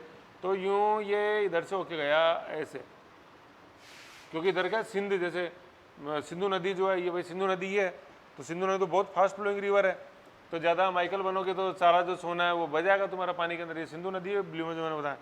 तो इसका जो रास्ता था ये डॉटेड, ये ऐसे गया गजनी, भाई घर तो पहुंचेंगे ना, भारत में बसने का उसका कोई इरादा नहीं था, अपन को तो पैसे लेके आओ और आ जाओ घर पे वापस। तो यूं गया। अब देखो रास्ता आज देख लो, आज ही सोच के देखो, आपको पल्सर ही देंगे चल जाओ, सोमनाथ से जाना है गजनी, तो देखो 10 बार सोचना पड़ेगा नहीं। और ये तो घोड़े थे, पल्सर तो थकती भी नहीं है इतना जितना वो घोड़ा थकेगा। और वो टेरेन देखो, इधर से पहले गुजरात, ये चालुक्य नीलवाड़ा के, फिर इधर ये अपने चौहान आएंगे बीच में, मतलब चलो उस समय गुजर प्रतिहार थे, फिर ऊपर शासक इंडियन टेरेटरी से गुजर रहे हो ना, दुश्मन तो मिलेंगे ही। तो यहाँ पे जो था ना पंजाब में, यहाँ पे एक ट्राइब थी जिसको क्या बोलते थे, खोकर। खोखला नहीं है, खोकर है। लेकिन खोखरों ने खोखला कर दिया था गजनी को। कहते आप जैसे घोड़े पे गए जैसे लेके, तो कोई थोड़ा बहुत तो सेना था नहीं जो वहाँ अभी जेब में रख लिया अपन ने, थोड़ा पीछे रख लिया, ऐसे ही इतना सुना था नहीं। वो तो बिल्कुल कट्टे भर भर के लेके गया सोमनाथ से। अब कट्टे, अब वो मतलब यूँ लटक रहे नीचे उसमें से, कट्टों में से भाई कट्टे भी जैसे तो सोना लटक रहा उनमें से, तो हर कोई रास्ता चलता देख लो, और यार सोना सोना सोना, है ना। तो मतलब थोड़ा बहुत आक्रमण कर दो यार, जो है भागते चोर की लंगोटी से जो भी आ जाए ले लो अपने। तो ऐसे खोकर भी लूटमार ट्राइब थी इधर, मतलब अपने ये जो सतलज नदी का पास का क्षेत्र है वहाँ। तो खोखरों ने जितना इससे सोना लूट सकते थे उतना लूटा। तो गजनी ने भी देखा भाई, फोर्ट साइटेड तो था ही थी, दूर से आया, तो उसने देखा यार अब भी इनसे उलझेंगे ना तो जो थोड़ा बहुत बच रहा है ना ये उड़ जाएगा, है ना। तो उसने मन में ठाने, बेटो अभी तो लूट लो, तुमको लूटना है, अगली बार आऊँगा और तुमको ही ठिकाने लगा के जाऊँगा। तो 17वीं बार जो आया लास्ट, तो किसके अगेंस्ट में रेड करी थी उसने, तो खोखरों से क्या चिढ़ थी कि 16वीं के अंदर मेरे को मेरा सोना लूटा था जिसको मैं सोमनाथ से लेकर आया। तो इसी तरह से क्वेश्चन है कि गजनी पे रेड, वो सॉरी सोमनाथ पे रेड, क्या गजनी की आखिरी रेड थी? नहीं, वो कौन सी थी? वो सेकंड लास्ट थी। फिर लास्ट किस पे थी? खोखरों पे। खोखरों से क्या चिढ़ था कि उसने उसको 16वीं रेड के दौरान गजनी जाते हुए लूटा था। टोटल रेड कितनी सोमनाथ पे? तो ऐसे सोमनाथ, ऐसे 16, खोखर 17, ऐसे, समझ गए। अब ज्यादा ज्ञानी मत बनना कि सर वो 1 से 15 भी बता दो, किसी काम की नहीं। आ जाओ।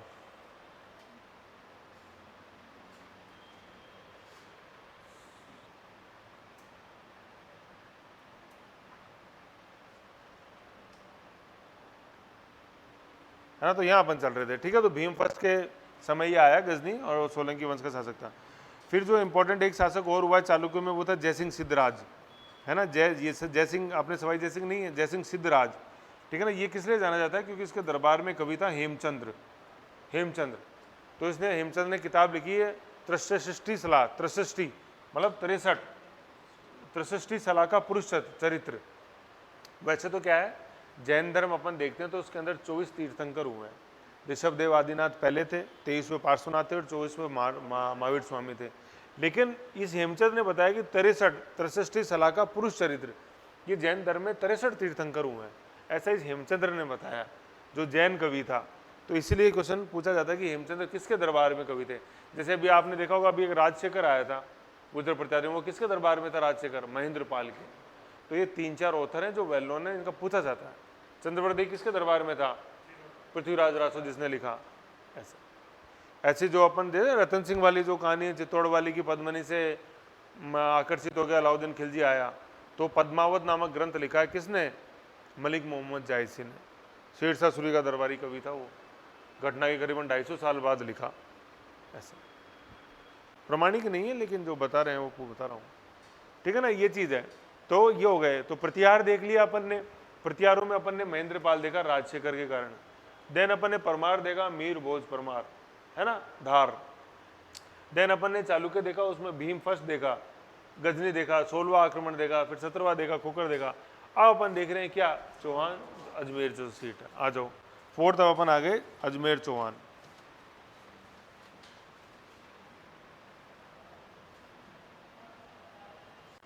आ जाओ। चौहानों में जब अपन देखते हैं, सबसे पहले आते हैं चौहान।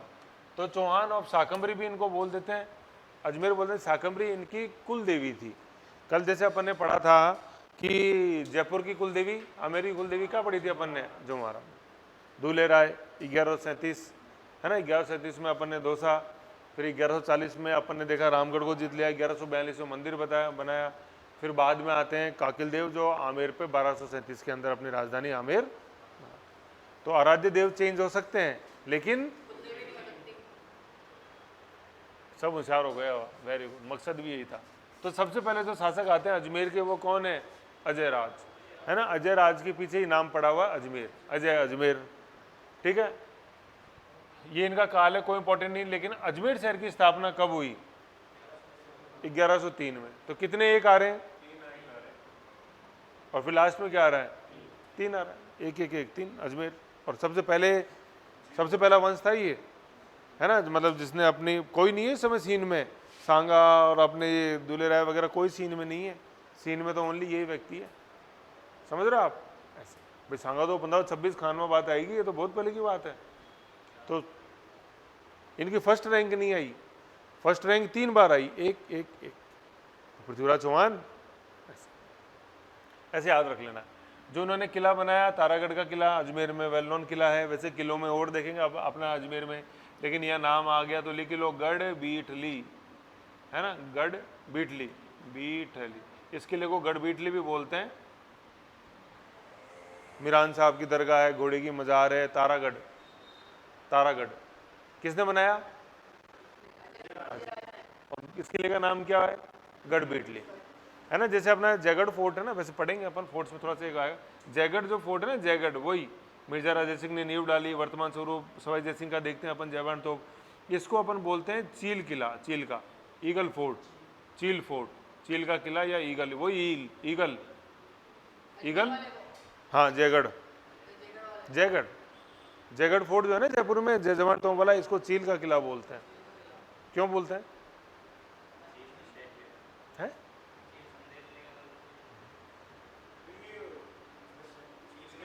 आकृति वगैरह के लिए भी नहीं, मतलब पहले यहाँ काफ़ी ज़्यादा मात्रा में चील इस किले पे बैठे रहते थे, इसलिए चील का किला बोलते हैं। आकृति वगैरह नहीं है कुछ भी, चील फोर्ट। मैं वो क्वेश्चन बैंक देख रहा था तो उसमें था ऐसा, बाकी तो कोई वैल्यू नहीं है ना। चीला तो गढ़बीटली किसको बोलते हैं, तारागढ़, ठीक है, तारागढ़ फोर्ट। और थोड़ा सा आप फोर्ट्स पढ़ेंगे जो अजमेर आएगा, जैसे डिस्ट्रिक्ट के हिसाब से कल देखेंगे उसमें आएगा, उसमें और डिटेल में सब, मीरान साहब की दरगाह, अपने जिब्राल्टर का वाला कॉन्सेप्ट है, अपने घोड़े की मज़ार है, सब उसमें आ जाएगी। फिर अपन देखते हैं विग्रहराज, क्या बता रहा हूँ जिधर, क्या करते हैं बताओ तो क्या। फिर अपन देखते हैं नेक्स्ट विग्रहराज चतुर्थ, है ना। इसका मतलब विग्रहराज फर्स्ट भी हुए, विग्रहराज सेकंड भी हुए, थर्ड भी हुए, लेकिन जो काम के हैं वो कौन से हैं, है ना। अब उसमें ज्ञानी मत बनना, जाऊंगा और किताब खोलूंगा, 1 2 3 के भी नोट्स बनाऊंगा, मतलब रिजल्ट देखने की जरूरत ही नहीं है फिर, है ना। और इसी का नाम था बीसल देव, बीसल, है ना, बीसल, ये बीसल, तो इनके नाम के पीछे है ना बीसल देव, बीसल देव के नाम के पीछे ही जो अपन अपना राजस्थान का सबसे प्रमुख डैम देखते हैं कौन सा, बिसलपुर बांध, नाम पड़ा हुआ उसका बिसलपुर। कई लोग बोलते हैं कि सर वो गांव में है तो इस कारण, अरे तो भैया वो गांव उस व्यक्ति से जुड़ा हुआ है इसलिए नाम है उस गांव का बिसलपुर, ऐसे, है ना, बीसल देव बिसलपुर।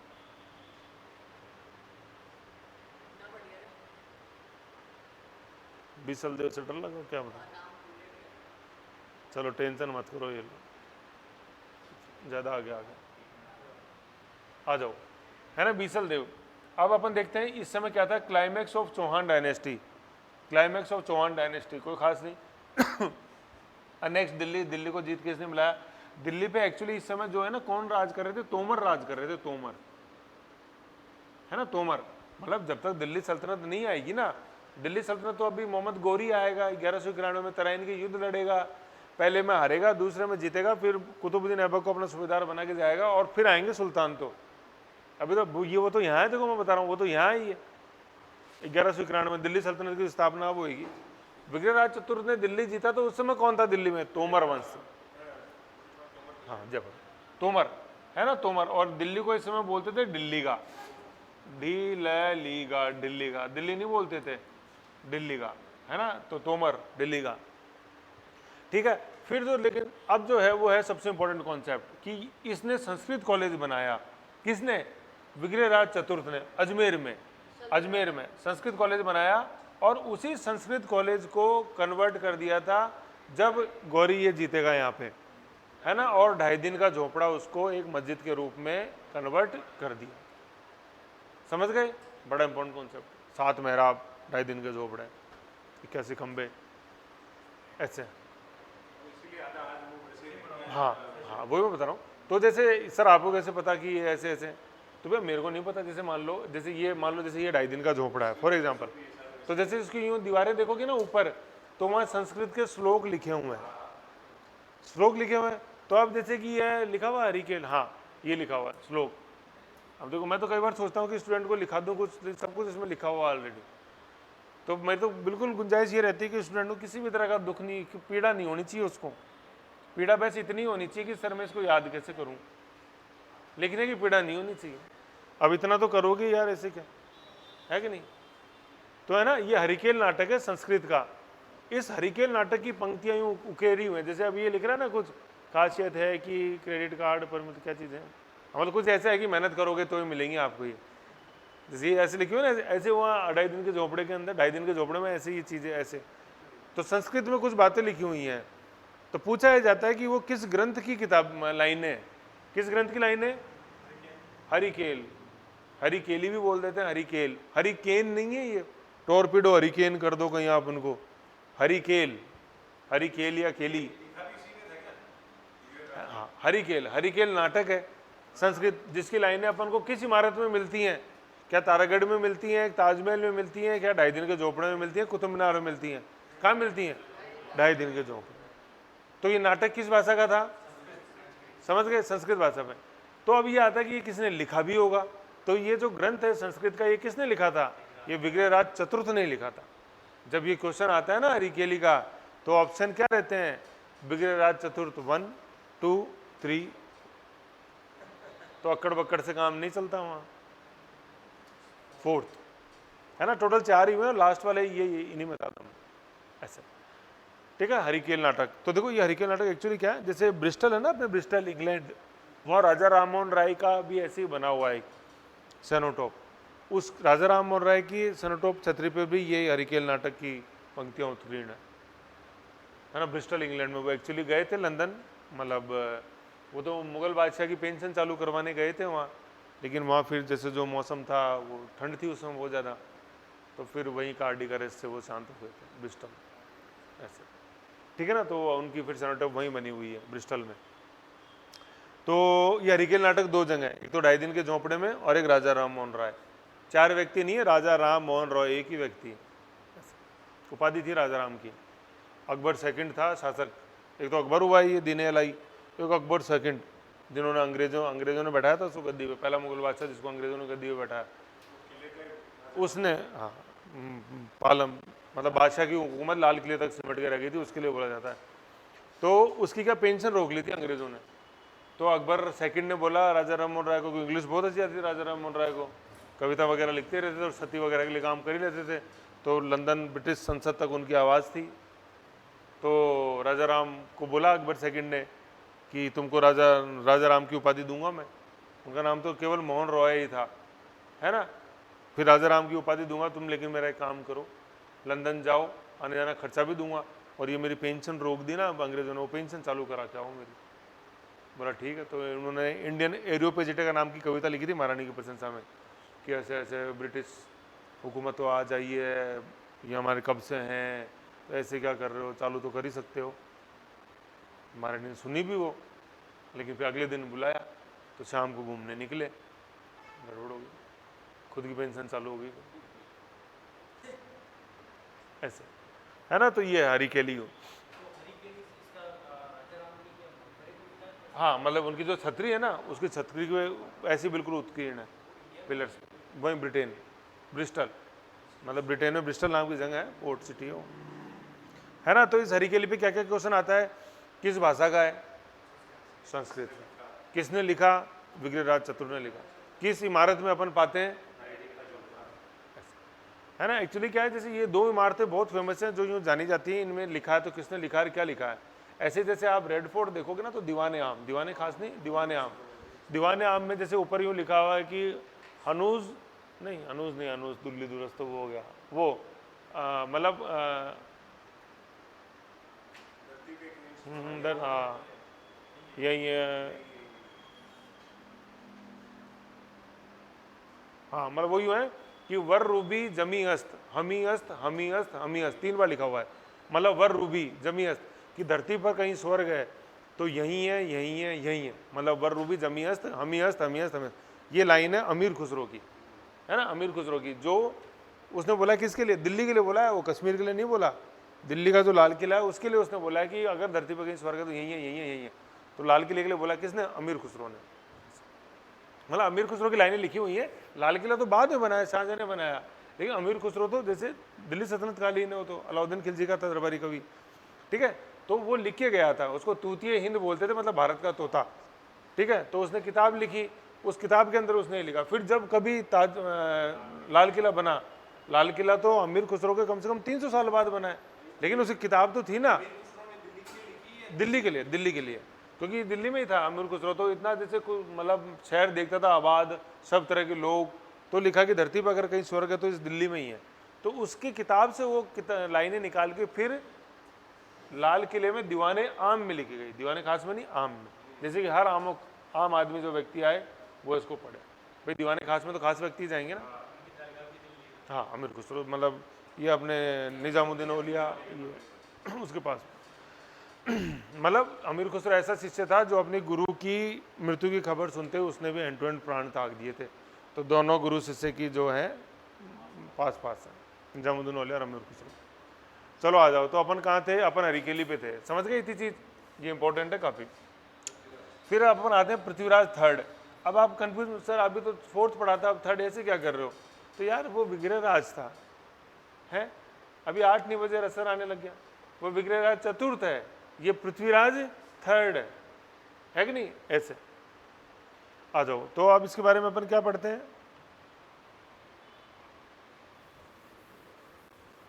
आ जाओ, इसके बारे में क्या क्या खास बातें जो अपन को जाननी है। ये इसका काल है 77 से 92, कोई खास नहीं है, लेकिन देखो ये 77 आया ना, तो थोड़ा सा इसे पकड़ो, यहाँ क्या आया था, ये क्या था भाई? 11 डबल 1 डबल 1 डबल 7 है ना, ये क्या था? अजमेर, अजयराज, तारागढ़, ऐसे। तो थोड़ा सा याद कर लिया करो। इस पृथ्वीराज थर्ड का टाइटल था क्या? राय पिथौरा, मतलब अपने दृढ़ संकल्प के लिए जाने जाते थे, राय पिथौरा। इसका कोर्ट पोएट था कौन? चंद्रवरदई, जिसने कौन सी किताब लिखी? पृथ्वीराज रासो, है ना, टेक्स्ट लिखा है इसने पृथ्वीराज रासो, ठीक है। ये फर्स्ट एपिक है हिंदी भाषा का, हिंदी भाषा का पहला महाकाव्य। भाई रामायण महाभारत अपन देखते हैं, वाल्मीकि वेदव्यास कृत, तो वो तो संस्कृत के महाकाव्य। हिंदी का पहला महाकाव्य कौन सा है? जो किसने लिखा? चंद्रवरदई, जो किसके दरबारी कवि थे? थर्ड, है ना। जब ये क्वेश्चन आता है तो उसमें वही Prithviraj first, Prithviraj second, third या फोर्थ, तो चंद्रवरदई किसके दरबार में था? पृथ्वीराज थर्ड के। सबसे इंपॉर्टेंट यही हुआ है। फिर क्या हुआ इनके समय में? 1190 में। भाई काल तो कब पूरा होगा पृथ्वीराज चौहान का? 92 में। काल चालू खत्म होने से मतलब 2 साल पहले ही 1192 में ख्वाजा मोइनुद्दीन चिश्ती आए। कहाँ से आए? ये हर्ट नहीं लिखा, ये हर्ट थोड़ा सा गलत हो गया, HERT नहीं है, इसको HE हेरात कर दो, HERAT, हाँ HERAT, ये हर्ट लिख दिया मैंने, थोड़ा भावुक हो गया हूँ मैं भी लिखते लिखते। हर्ट नहीं है, हेरात है ये मैंने लिखा ना, देखो इधर हर्ट टू अजमेर, तो ये हेरात टू अजमेर है, हेरात अफगानिस्तान। जैसे अभी वो गजनी गौरी में दिखा रहा था, मैंने नीचे लिखा था H हेरात, हाँ हेरात सिटी पैलेस। तो ये देखो ये था, ये बता ना, तो ये H जो मैंने लिखा था, ये H फॉर ये हेरात ही था। ये बहुत फेमस जगह है हेरात। अब तो चलो तालिबान से आने से काफ़ी नष्ट हो गई। जैसे यहाँ पे बामियाना हिल्स थी, यहाँ है ये NWFP प्रोविंस है, ये है बामियाना, ये बामियाना मतलब जो बुद्ध का हाईएस्ट टॉलिंग स्टैचू था, लेकिन जब तालिबान आया 2002 में सत्ता में तो तोड़ दिया था उसको। बोलते बूत परस्ती अलाउ नहीं है इस्लाम में, मतलब मूर्ति पूजा। और जबकि वो यूनेस्को वर्ल्ड हेरिटेज साइट थी वो, जैसे अपन ने देखा जंतर मंतर अपना 2010, और आमेर फोर्ट और वर्ल्ड सिटी 2013, ऐसे। खैर जो भी है, आ जाओ। तो अपन थे, हाँ, तो कहाँ से आए थे ये? हेरात अफगानिस्तान से। हर्ट याद रह जाएगा, है ना। हेरात अफगानिस्तान से आए, किसके समय आए? थर्ड के समय आए। कहाँ आए? अजमेर आए। अलोंग विद किसके साथ आए? थर्ड ही आता है इसमें, चौहान नहीं पूछते हैं। दुनिया इतनी बहुत जालिम है दुनिया, भाई पृथ्वीराज चौहान पूछते हर कोई लिख देगा। तो किसके समय आए? पृथ्वीराज, है ना। तो इसमें क्या था देखो, कहाँ से आए? हेरात से आए। और खुद रास्ता थोड़े ना आते, तो भाई ये तो संत थे, इनको तो बस वो आध्यात्म से मतलब होता था। तो किसके साथ आए? किसके काफिले के साथ आए? मोहम्मद गौरी के साथ, गजनी के साथ नहीं आए। क्वेश्चन यही आता है, कि किसके साथ आए थे ख्वाजा मोइनुद्दीन चिश्ती? गौरी के साथ। हाँ वो तो पहले चला गया भाई। देखो अभी देखो, अभी अपन ने जैसे देखा कि ये था ना, ये 1190 है, ठीक है, तो अरे और अभी आप थोड़ा सा देखो पीछे जाओ, अपन ने पढ़ा था अभी सोमनाथ पढ़ा भीम फर्स्ट। हाँ वही वही बता रहा हूँ आपको, एक बार और देख लो, ये देखो भीम फर्स्ट, ये पढ़ो यार, 24 घंटे मैंने याद कराए थे, 1024। तो मैंने बताया भी था कि 70 साल बाद आएगा करीबन गजनी, तो कि देखो 1024, ये तो क्या यूँ लिख लो, साइड में लिख लो जिससे दिक्कत नहीं होगा, ये गजनी है, ये गजनी है, और क्या है ये सोमनाथ है ना, साइड में लिख लो क्योंकि इनमें कन्फ्यूजन होता है। फिर अब अपन देख रहे हैं ये 1090 है, ठीक है, ये कौन है? ये गौरी है, ठीक है, और ये मोइनुद्दीन चिश्ती है, मोइनुद्दीन चिश्ती, ओ सॉरी यस यस,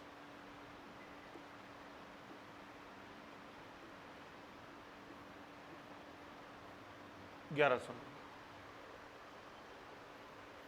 करीबन 150 साल बाद, 160 170 साल बाद, 170 साल बाद ये कहानी हुई है ना। इसको बिल्कुल क्रिकेट लिखो तो थोड़ा अच्छा ध्यान रखा। अब देखो याद कैसे रहना अपने को कि देखो मोहम्मद गोरी की लड़ाई हुई थी पृथ्वीराज चौहान के साथ, है कि नहीं है, और पृथ्वीराज चौहान अजमेर से, और ख्वाजा मोइनुद्दीन चिश्ती की सीट क्या बनी? वो भी अजमेर बनी। गजनी को तो पता ही नहीं था कि कब अजमेर आके चला भी गया, उसको तो सोमनाथ से मतलब था, या खोखरों से मतलब था, या गजनी से मतलब था। सोमनाथ को लूटना था, गजनी पहुंचना था, बीच में अजमेर आ रहा है, हिसार आ रहा है, जिंद आ रहा है, कुछ पता ही नहीं था अपने को। तो चलो सोना लूट रहा है, लूटने दो, और चलो एक बार गजनी इसको रख के आओ, फिर देखेंगे बाद में, ठीक है, जबकि गौरी तो लड़ने आ रहा था यहाँ पे, ऐसे, ठीक है, ये चीज़। तो ऐसे थोड़ा सा कॉन्सेप्ट लिंक कर दोगे ना तो थोड़ा सा जहन में बैठ जाएगा। आ जाओ, है ना, ये हिरात से आए, गौरी के साथ आए। अब थोड़ा सा यहाँ अपन कॉन्ट्रोवर्सी, संयोगिता जो थी, संयोगिता ये सिस्टर थी जयचंद की, जयचंद घेड़वाल, है ना, घेड़वाल शासक थे, जैसे अपन कछावा देखते हैं आमेर, ऐसे घेड़वाल भी शासक थे, जो कहाँ के थे? कन्नौज के थे। कन्नौज अपने ये पश्चिमी यूपी में पड़ता है, जो इत्र के लिए जाना जाता है, इत्र नगरी कन्नौज। अपने जैसे अपन ने जवारामगढ़ पढ़ा था अभी, जमवा माता कुल माता, तो ये भी पुष्कर, ये मतलब सॉरी, ये गुलाब की खेती के लिए जाना जाता है ना। पुष्कर में तो गुलाब की मंडी है, और आज जवारामगढ़ जाना जाता है गुलाब की खेती के लिए, ठीक है, ऐसा। जैसे आपने जैसे गुलकंद खाया ही होगा, है ना, फेमस है, गुलाब की पत्ती से बनता है, ठीक है, लेकिन जैसे आपने देखा कैसे वो बनता कैसे, तो आप तो यहाँ सर गुलाब की पत्ती को जैसे कर देते हैं, लेकिन मात्र सिर्फ 1.5 मिनट का समय होता है सुबह सूर्योदय से पहले, जिस समय वो पंखुड़ी तोड़ी जाती है, केवल 1.5 मिनट में जितनी पंखुड़ी तोड़ सकते हो आप तोड़ लो। और फिर ऐसा भी नहीं कि सारे गुलाब तोड़ लिए फिर वो क्वालिटी नहीं आएगी, तोड़ लो, क्या दिक्कत है, फिर वो एक ही बार बेचना पे, तो उसको दूसरी बार नहीं खरीदा कोई तुम्हारा। मतलब वो टाइम मतलब सुबह 4 से 4:15 बजे का थोड़ा सा टाइम होता है, मतलब सूरज जैसे उगने वाला ही होता है, मतलब सूरज उगने के बाद तो क्या होता है, वो अल्ट्रावायलेट रेडिएशन ज़्यादा हो जाते हैं, तो वो जो मिठास होती है उस पत्ती में वो ख़त्म हो जाती है, क्योंकि फिर वो रिएक्शन चालू हो जाता है ना सनलाइट से, वो फ्लावर सेंसिटिव होते हैं, फोटोसिंथेसिस, तो बस वो 1.5 मिनट का समय होता है, तो उसमें फिर वो मेन जो पत्तियाँ जैसे उनको आप चुन, और फिर वो जो इत्र बनाने की या गुलकंद बनाने की जो प्रक्रिया है वो चालू है।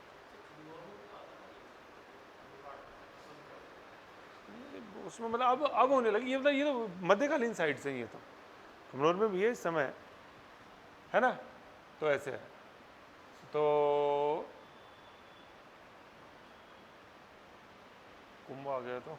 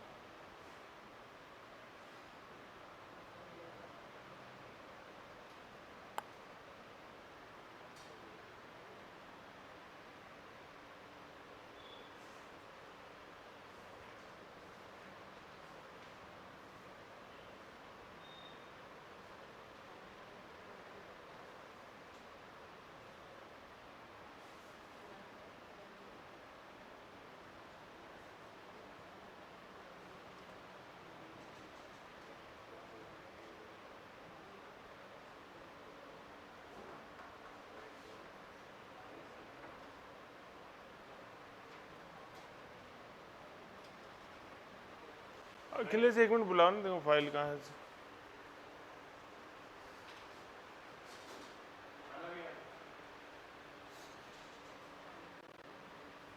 हमें एक मिनट, वो फाइल है ना वो बंद हो गई थी, फिर चालू करी तो नहीं थोड़ा सा हो रहा है। वो फाइल बंद हो गई थी एक्चुअली, वो पीडीएफ थी ना। ओ 757। एक बार इसको देख लेते हैं ना यहाँ थोड़ा सा, फिर मेवाड़ कल देख लेंगे थोड़ा सा, 2 लाइन और उसमें। हाँ हाँ वही वही वही। ये तो फिर वो मैं थोड़ा देख रहा था, ये हो सकती है क्या। चलो एक बार शीट में देख लो, है ना, कोई बात नहीं, फिर चलो रहने दो, नहीं तो मैं इसमें पढ़ा देता हूँ, 2 लाइन है उसमें बस।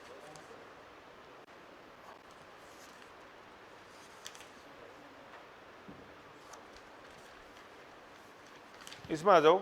हाँ तो यहाँ आ गए संयोगिता, ये जैसे गेडवाल की सिस्टर थी, बहन थी, ठीक है, ये कन्नौज के शासक थे, और लाइट बाय पृथ्वीराज चौहान, है ना।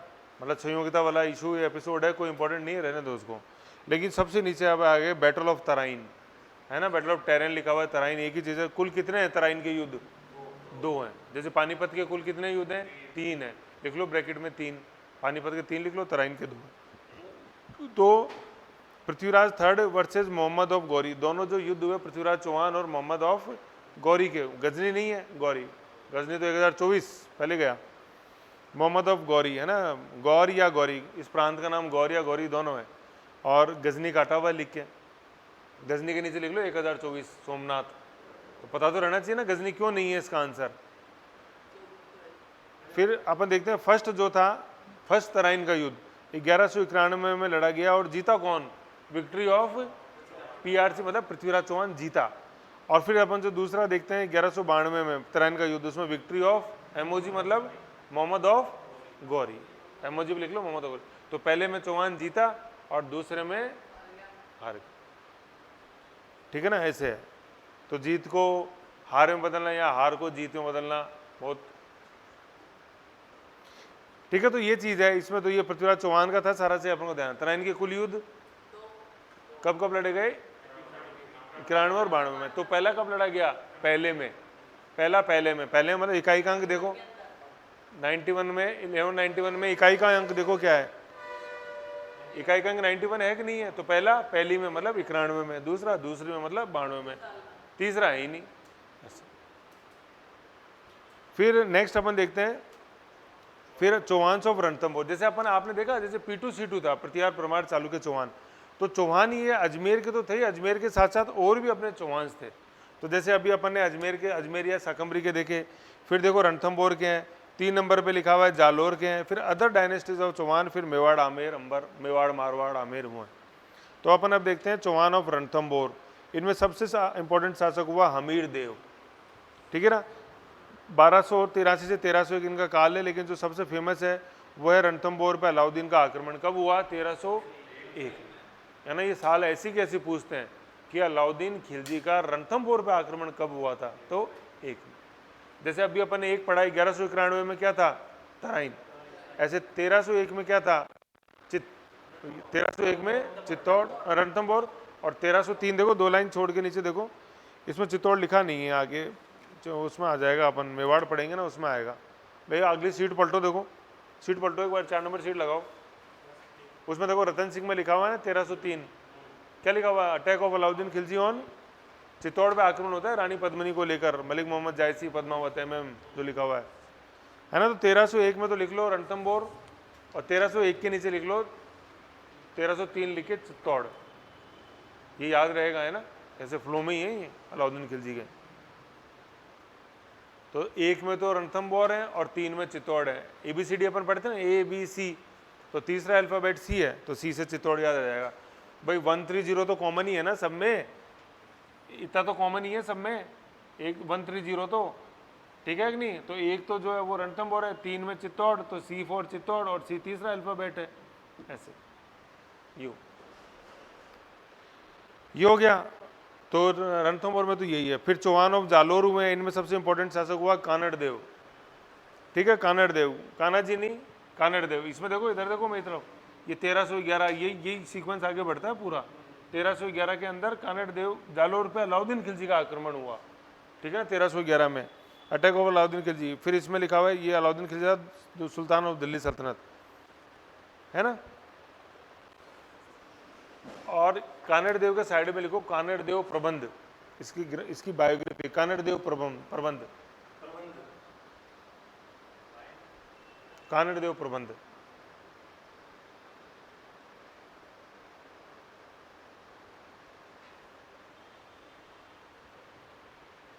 है ना। और फिर जैसे इसार फिरोजा सारा जैसे जो है ना, मतलब जो एक मिलता भी है इसार, मतलब मैं कानड़ देव की डॉटर फिरोजा अलाउद्दीन खिलजी की डॉटर और कानड़ देव के जो लड़का था, उन दोनों में कुछ गुफ्तगू और आज की सारा वो सब उसको अलग है, उनको अलग रहने दो, उनको मिलाने से मतलब नहीं है, ठीक है। लेकिन जो इंपॉर्टेंट है जो अलाउद्दीन खिलजी के ये 3 आक्रमण है और इन तीनों आक्रमणों की तारीख पूछी जाती है।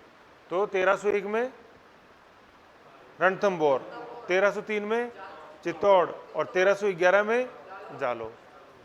तो जालोर कैसे याद रहेगा, देखो इधर ये जालोर ऐसे लिखते हैं ना अपन, JALORE ऐसे लिखते हैं।